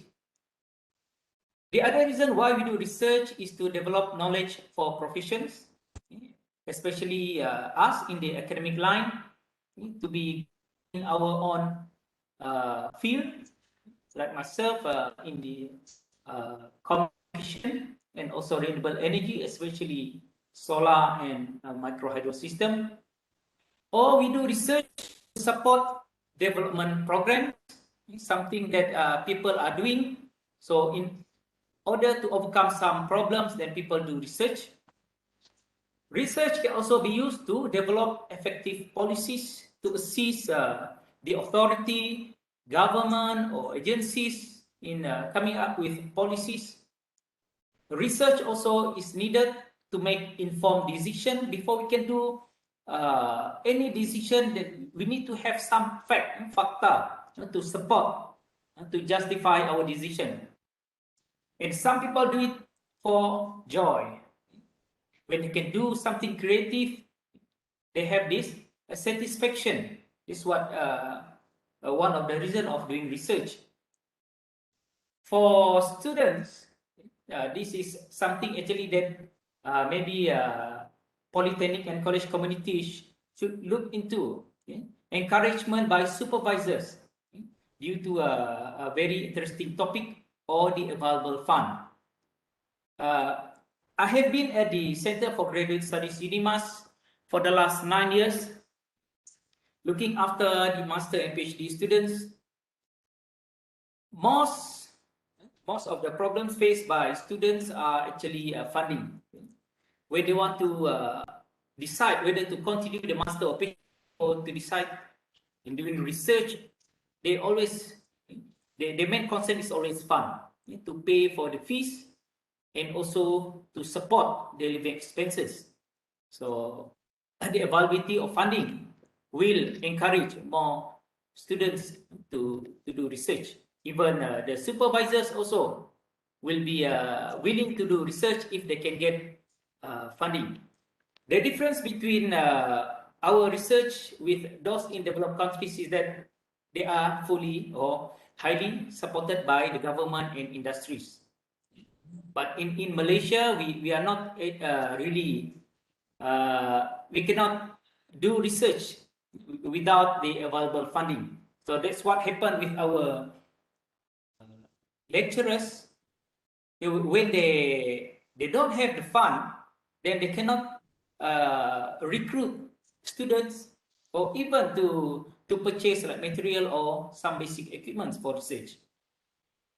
And in university, we do research for promotion, for recognition, to gain respect, and of course the benefits that we can get from doing research. So I would assume the same thing in Polytechnic and college community. By doing research, then they can gain promotion or some benefits from the management. Okay, doing research and active participation in research community, to me this is important from my experience in doing my PhD in Japan. They actually develop this research culture. The research culture they develop, which really helpful in getting people to do research. Because when you are stuck, you don't know how to proceed forward, then you have your colleagues and other people surrounding you that can help or advise you. So we look at this very quickly. Okay? Rigor of learning precision, depth, method, and abstraction. This is rigor of engineering. So is that really influence the rigor of engineering? Questioning common tenets and dealing with new challenges. So this will directly influence critical thinking and unstructured problem solving. There's no research without imagination, so we have to be creative, and we must make initiative, be proactive in doing research. Indirectly, it will influence interdisciplinary and system thinking, and directly influence imagination, creativity, and initiative. So to do research, we must have a very good imagination. We should be able to happen in the future. We should be able to anticipate what will happen in the future. We cannot do something that has been done by other people and will contribute to no weightage to our research. Research communities are about communication and collaboration, often within a global scope. So I have seen the trust, one of the 6 trusts set by the for the college community and polytechnic, collaboration with industries or stakeholders. So this is important to have. We cannot work as our own. So that's why, like in Sarawak, we for postgraduate students, we conduct conference for postgraduate students every year. So we combine all the universities in Sarawak like UNIMAS, Swinburne, Curtin. So students every year they will of course since last year they cannot go to and do physical conference, but we do allow them to have this kind of collaboration so that we can create a culture since not since this lower level from the student level up to the supervisor level. So research communities are about communication. We need to communicate with others. We need to collaborate with many stakeholders, government agencies, industries, communities, which will directly influence our communication and collaboration skill, and indirectly will create this diversity and mobility. So by getting ourselves known, or by knowing people, we can always collaborate. We can go to and visit them and do joint research and other activities as well. Okay, no research without ambition. No research without ambitions. So there must be a halal tuju. There must be a target when we do research. And then practicing self-reliant learning is also one of the characteristics in doing research. My own experience in Japan, even though they are developed countries, but there are some constraints also when we talk about research. Actually, I learned a lot when I was in overseas. Like Japan, if you want to look for supervisor, you have to look for somebody who's not yet to retire. So you have to look somebody at the early 50s at least.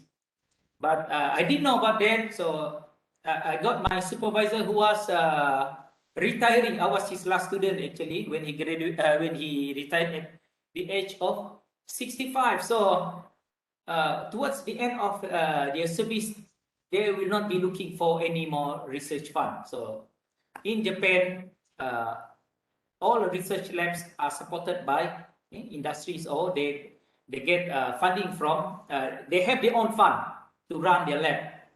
So I experienced that. So I have to make my own decision. I set up my own research system. Alhamdulillah, I managed to complete my study. So self-reliant is important. People say that when we do like postgraduate studies, I know some lecturers from Polytechnic and college community, they continue their study even in UNIMAS. 30% they say is from the supervisor, 70% should come from the student himself or herself. So practicing self-reliance is important when we do research. Bergantung kepada orang lain is not actually a good practice, because something can always happen in between. So if we have to rely on other people, then we will be in a big problem. Okay, how do we measure research quality? When I joined UNIMAS in late 90s, before I went for my PhD, that time we were looking at the quantity as a measure of quality of research. So how many publications we can produce in the form of journals, proceedings, books, book chapters. But then things change. So not just quantity, but the quality of research. And now when we do research, people we talk about Q1, Q2, Q3, Q4 journal. So the strategy must be there for those who just, you know, at the beginning, targeting Q1 may take forever. You know, some journals, they are so tough that the approval may take more than a year. So if you are doing research for degree purpose, there will be a nightmare. But if you are doing research just for the sake of, you know, as part of your activity as an academic, then we can wait, but not for degree purpose.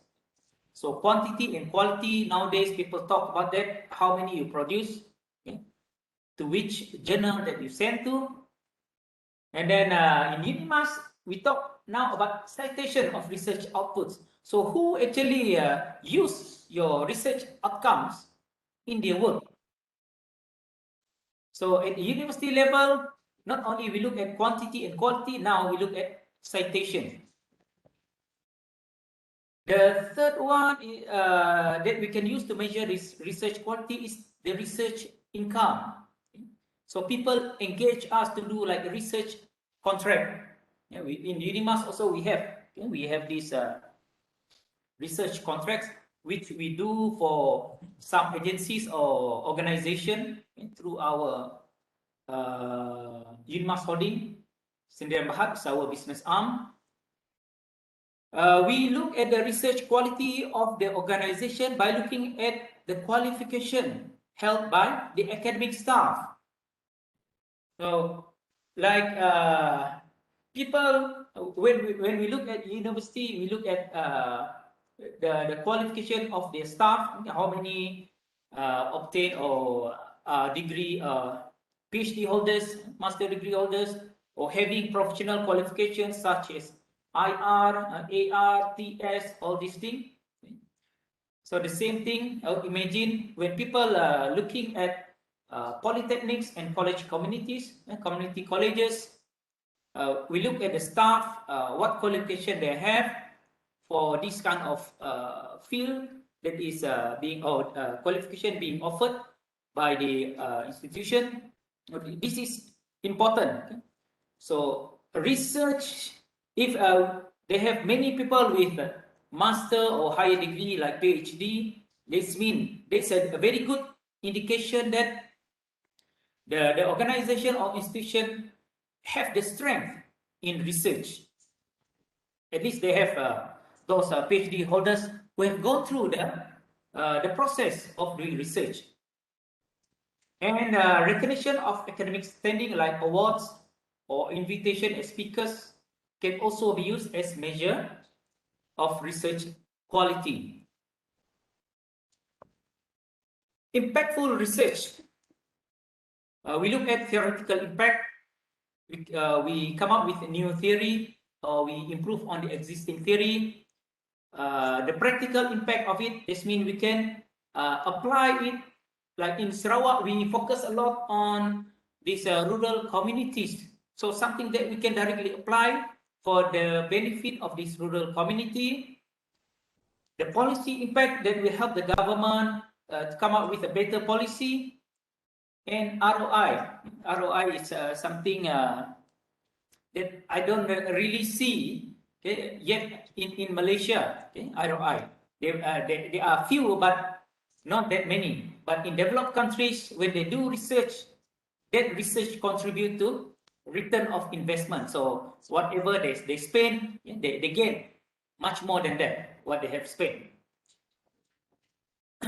How to increase the research impact? There are many tricks or skills that can be used. One is to promote the author through author identifiers or profiles. A lot of tools that can be used like Research ID, Google Scholar, okay, ORCID. Then to measure the impact, we can use many tools as well, like citation analysis, altmetric, H-index, I-10 index, to demonstrate the impact.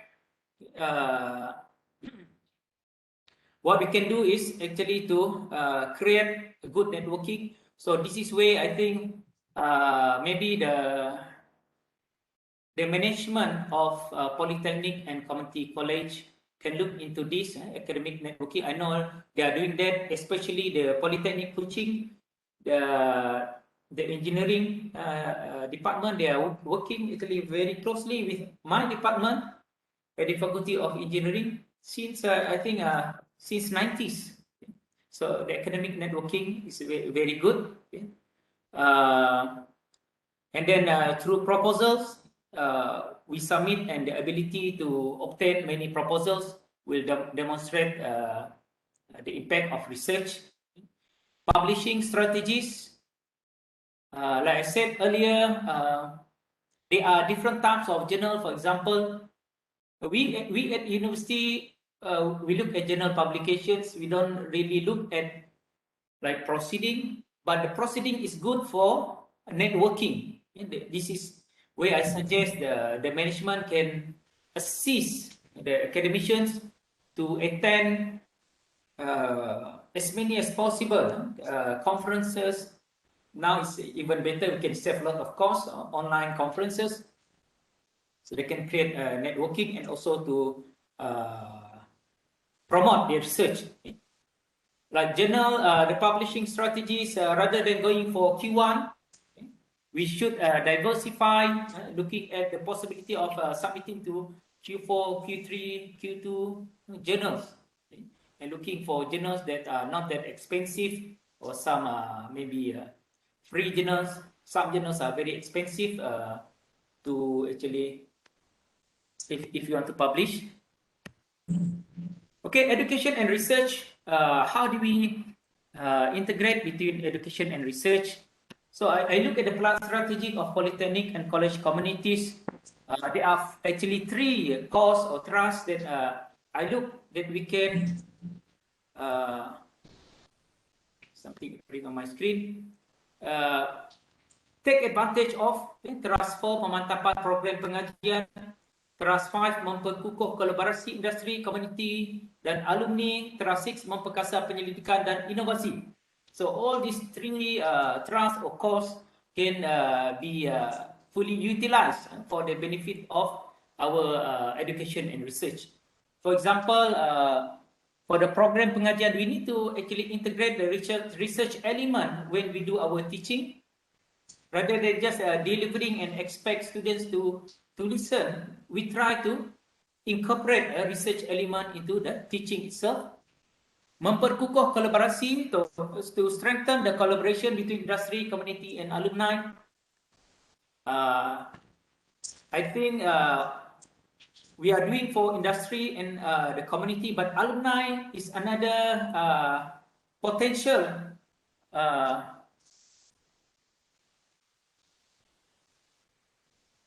something that is good actually for the Polytechnic and college community. In UNIMAS, for our lembaga pengarah, we have actually one member from our own alumni, which we appointed, okay, to be part of the lembaga pengarah UNIMAS, the board of directors UNIMAS, because they actually can help us to promote what we do at our organization. And of course, perkasa pendidikan and innovation. So we need to have this research done at the Polytechnic and college communities, community colleges, where we look into new innovations that can be commercialized. So by working together with industry or even with other institutions of higher learnings, we can make this possible, because a lot of we can leverage on our own strength. Like universities, we have highly qualified experts, and we have also labs, because we deal with a lot of research. So we can help the Polytechnic and community colleges. So University of Washington, there's nothing, I just took this diagram from there. So research and teaching. So findings from research, we use it in the teaching, and the outcome from teaching, we use it as a feedback to do more research. So it's like a cycle. It's like a cycle. And we also need to make sure that not only research and teaching that are integrated together, but we need to apply it in practice to get more experience. So when people do practice or when people work, they have difficulties which can be investigated by doing research. So the outcome or the solutions can be applied in the practice.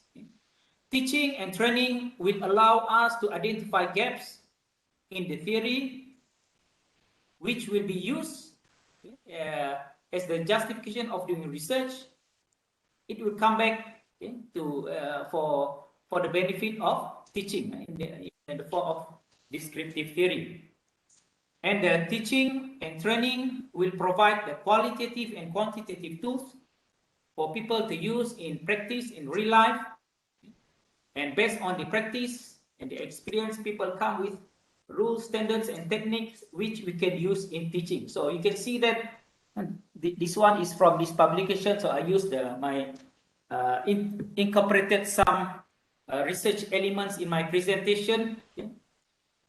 Teaching, research, and practice nexus, how they are linked together, which to me is important. So you have that all in the trust. The collaboration with industries or stakeholders can be used to apply the practical part of this. Okay, I'm talking from my experience with UNIMAS. We look at our research strength. I did a bit of research myself. This is the case of Polytechnic Negeri Bandung. If you want to do research, so let's look at if you are going to study about the strength of our own organization. These are some of the things that you can look at. This is from research paper 2016. Choosing research topic. You see, some of them are expert, many able to. Knowledgeable, quite a number, not know, very little, not applicable. So these are the things: conducting a review, writing research proposal, establishing the correct, I think this is the correct method. Yes, managing research fund, conducting research, producing reports, producing results, adhering to research ethics. Prof, Ya. mencela sekejap, Prof. Ya. Ada kemungkinan sedikit ya, Prof, sekejap ya. Ya, okey. Okey, terima kasih. Majlis mengumumkan pergerakan keluar Dr. Haja Nurhayati bin Zakaria bersama bahagian pengarah kurikulum diingini dengan Encik Isyanuddin bin Hasan, pengarah Politeknik Sultan Idris Shah. Terima kasih. Prof, boleh continue, Prof? Okay, thanks, Mr. Ramu. So we need to know actually our strength at our own organization. We need to study that because I believe a lot of people are not that comfortable in doing research. Maybe the environment or the culture is not there. So by doing a bit of study on our actual strength, maybe to do some SWOT analysis, we should be able to identify the opportunities or our strength that can be used for the organization to plan for all the academics. And I obtained also this one from a study done by James Stout in 2018. Why students have chosen not to participate in or are undecided participating in research. To me, this is not just about students, it's also about us being academics. Some of these I want to highlight. They are not aware of research opportunities. Tak nampak research opportunities, peluang that we can have. Don't have time. Academics, they are too busy with teaching, so they cannot manage their time between research and teaching. So they just focus on teaching, which they've been familiar with. Yeah, they're comfortable with that. Have no interest in doing research. Okay. Never occurred to them doing this research thing, just teaching, and they don't see it. They will get will be paid well if they do research. So these are the things that may stop people from doing research. The same thing actually applies to academicians. So this is why when we do research, we have to look at something that can be further explored and provide more benefits. So it's not just one-off kind of research where it provides no future opportunities. Strategies for promoting research. We need to promote, need to provide funding, short-term, long-term, institutional, national, global, core, multidisciplinary, individual, or collaborative. A lot of these funds are available in Malaysia through the ministry as well. Maybe Polytechnic and community colleges should have on short-term and long-term research funding. We have that in UNIMAS. We should target looking at global funding as well, as it is a lot. Actually, we have our research, innovation and entrepreneurship center in UNIMAS. They always email everyone almost every day about the potentials of grants locally or internationally. Look at the multidisciplinary research fund to promote multidisciplinary research among different fields, okay? And to develop facilities which we are lacking in Malaysia. Okay? Our research base, research areas, learning resources must be there to support.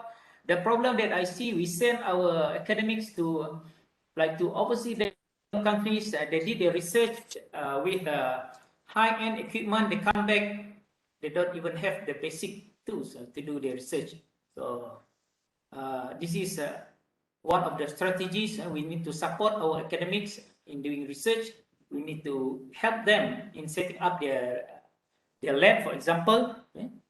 And the facilities must be long-lasting. The funding must be there to support them.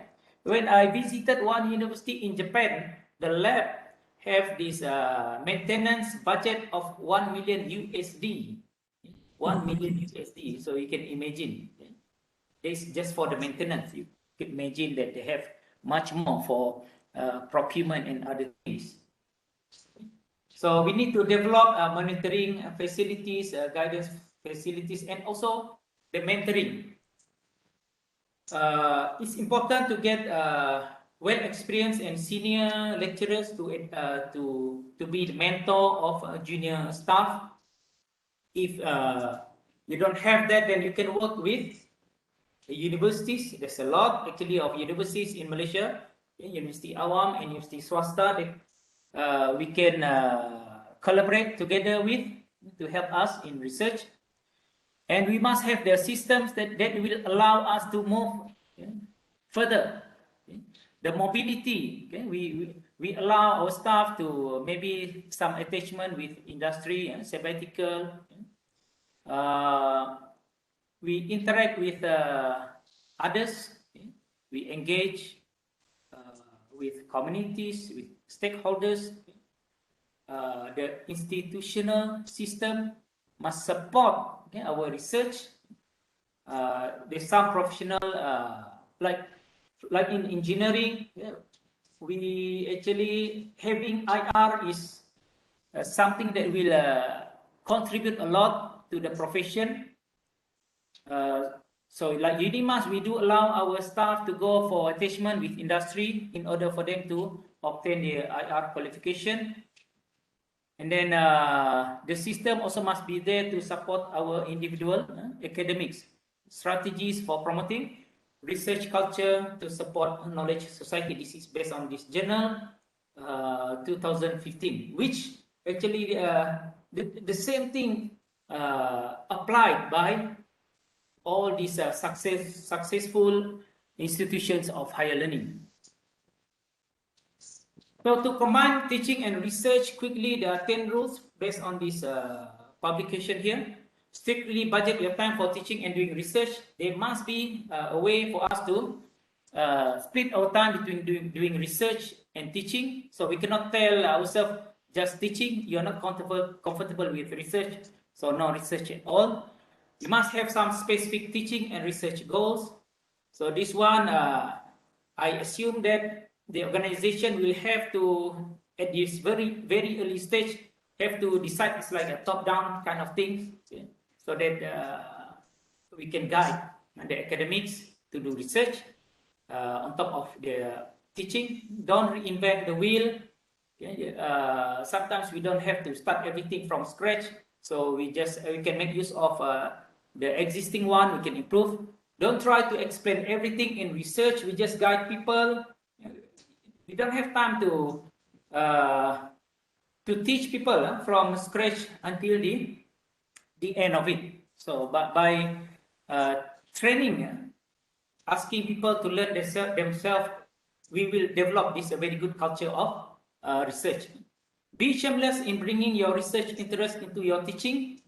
You may have interest in something related to your teaching, then jangan malu. Don't be shameful to share your research interest. Get the most in career advancement from bringing your research into your teaching. When you promote your research in class, you may be able to recruit potential students to do research. Because from my experience, doing the research alone is not good. That's why in Japan, they have this culture. They get a group of people working together. This way you get your motivation. And then we need to compromise a lot when we do research. So there are some things that you need to sacrifice. You may be comfortable with teaching. You can teach 24 hours, no problem. But when you have to do research, then you may have to sacrifice some of your hours or some of your teaching in order for you to do research, because research is not something that is straightforward. I always compare it with coursework programs. For coursework programs, you study, you do enough revision, you can sit for exam. Okay? If you don't score excellent result, at least you don't fail. But for research, you need to sacrifice a lot of things, and there's no guarantee that you will get what you intended to get. So that's why you need to compromise between these two. Balance the administrative duties with teaching and research workload. Prof. Akma said about this, also mentioned about this administrative work. So some of us are the head of department, deputy directors, and a lot of other administrative works. So this will add more to your workload. So you need to balance between these three. Start teaching early in the career based on this study back in 2009. So the idea of start teaching early in your career is that when you start teaching early, then you can manage actually your time better. So you can split your time between teaching and doing other things, because this thing will develop over time. If you start it late, then you only focus on teaching only, and you're not comfortable in having other new things inside your normal schedule. So you cannot do admin, you cannot do research, because you can only do teaching. And rule number 10, budget time for yourself. This means you need to find time for you to relax. So my approach when I did my PhD, I spent the whole week, weekdays, Monday to Friday in the lab, 8 to 8. So 8 to 8 in the lab. I don't do research during weekends or when I go back at home. But I have to leave early, 6:15 in the morning, to get to my university, 1 hour 30 minutes from my house to the university. And then I go back. I went back at 8. I reach home at 9:30 every day.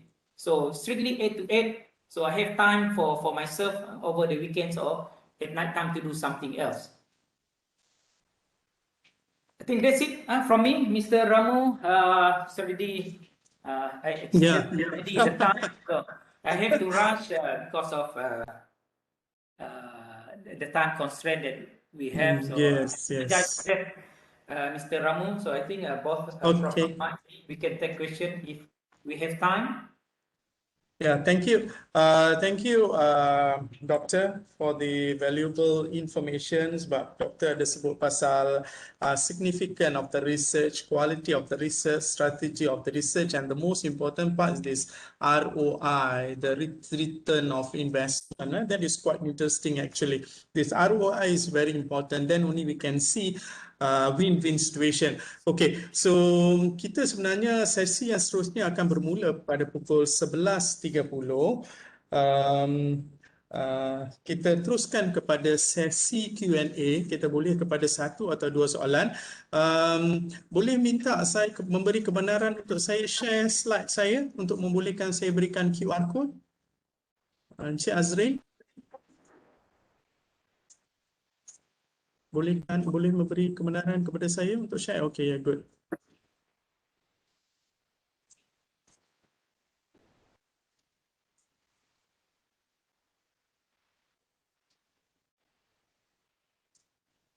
Okay. Boleh nampak skrin saya ya?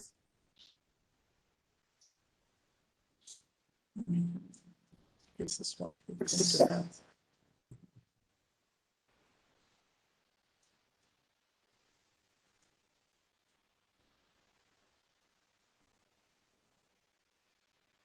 Okay, I think got some problem here.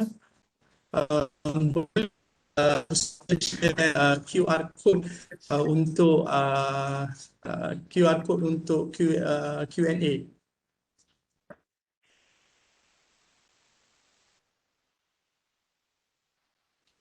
Yes. Okay, so peserta boleh scan QR code untuk menanyakan soalan kepada panel ya. Kita beri satu atau dua soalan. Okay, boleh start.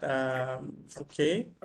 So sebelum soalan muncul, saya nak bertanya dengan Prof. Nur Akmal.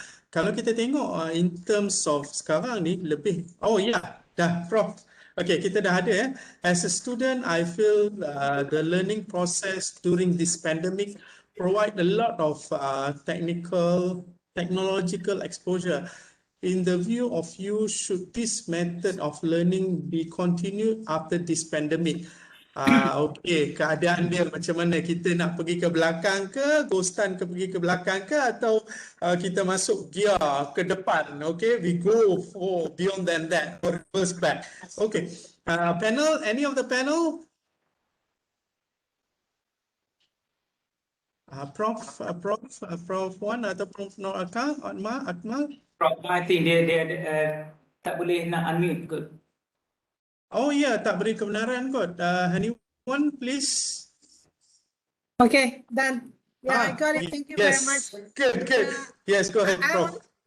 I was panicked because someone locked me, don't allow me to speak. Okay. Yeah, I think the pandemic is here, whether we like it or not. It's actually a new norm. So how do we need to learn? I think one of the things that we have to be very thankful, the digital technology is here. So I think as a student, so it is actually as a student or as a learner, so whether we are adults or we are young, so we have to create our learning environment. So I guess, whether we like it, it's going to be there. So even though if the pandemic, the virus is actually being controlled by the vaccine, but I believe this is going to be a continuous process. So I think the educational system, so we have to put online digital learning as part of the big portions of our futures of the educational platform or scenario.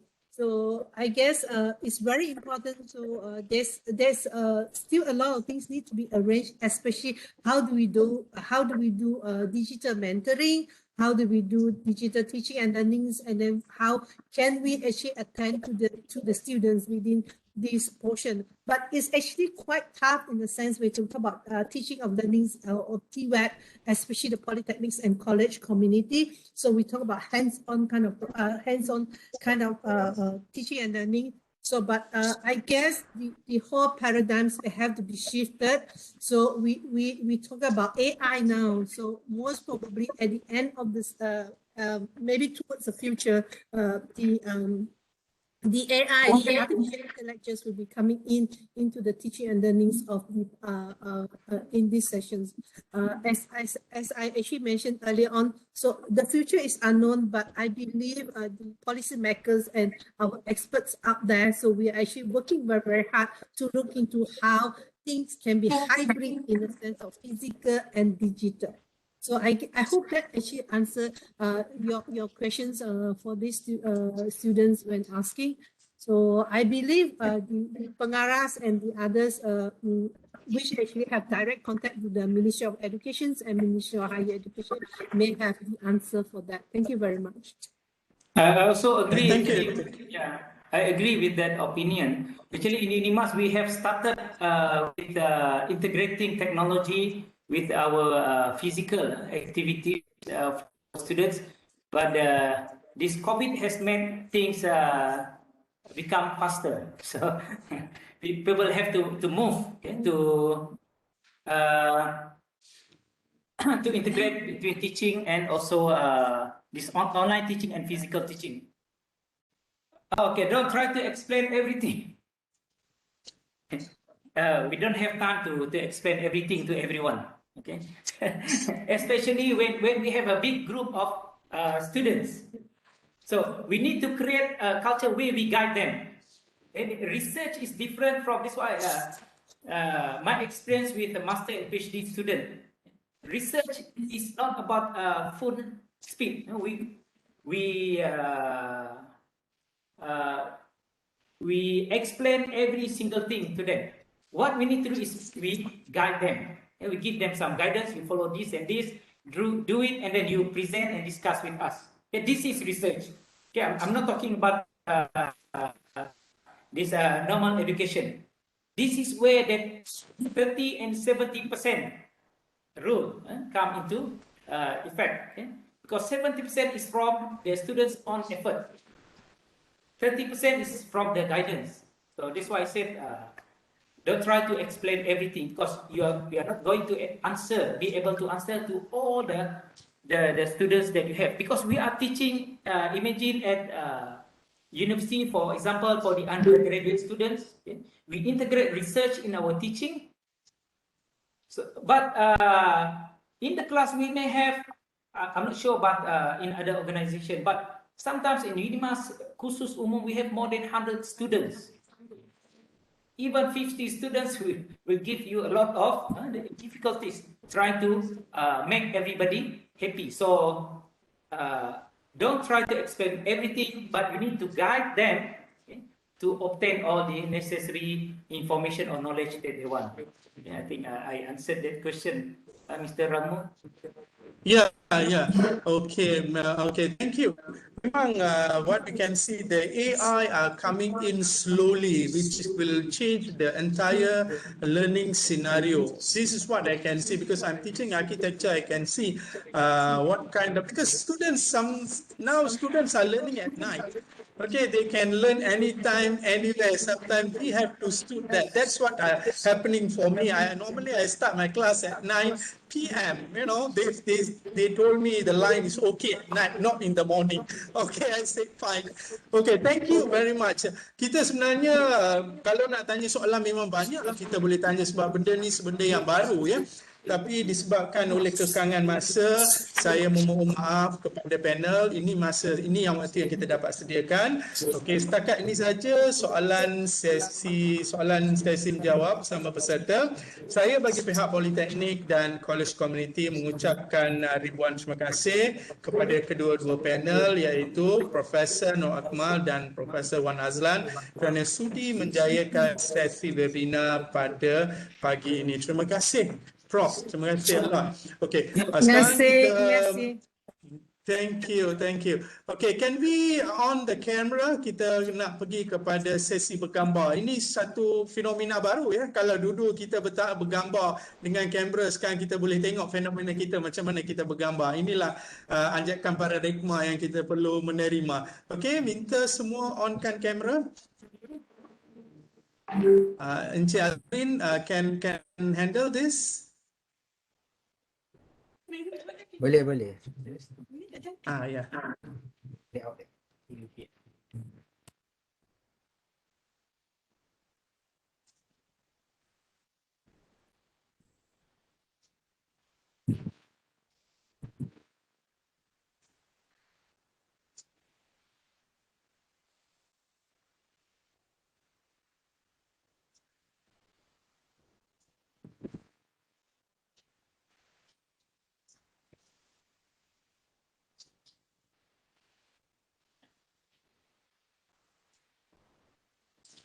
Okay, lagi satu.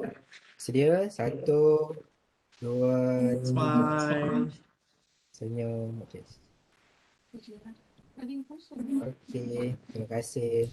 Okay, thank you. Saya akan sharekan QR code untuk maklum balas dan juga untuk dapatkan e-sijil.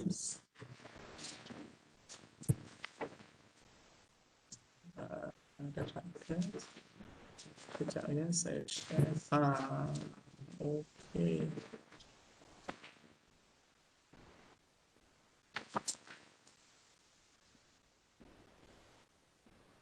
Boleh nampak skrin saya? Line. Boleh nampak Mr. Ram. Boleh nampak ya. Ini keadaan line ni yang nasib baik hari ni semua okey.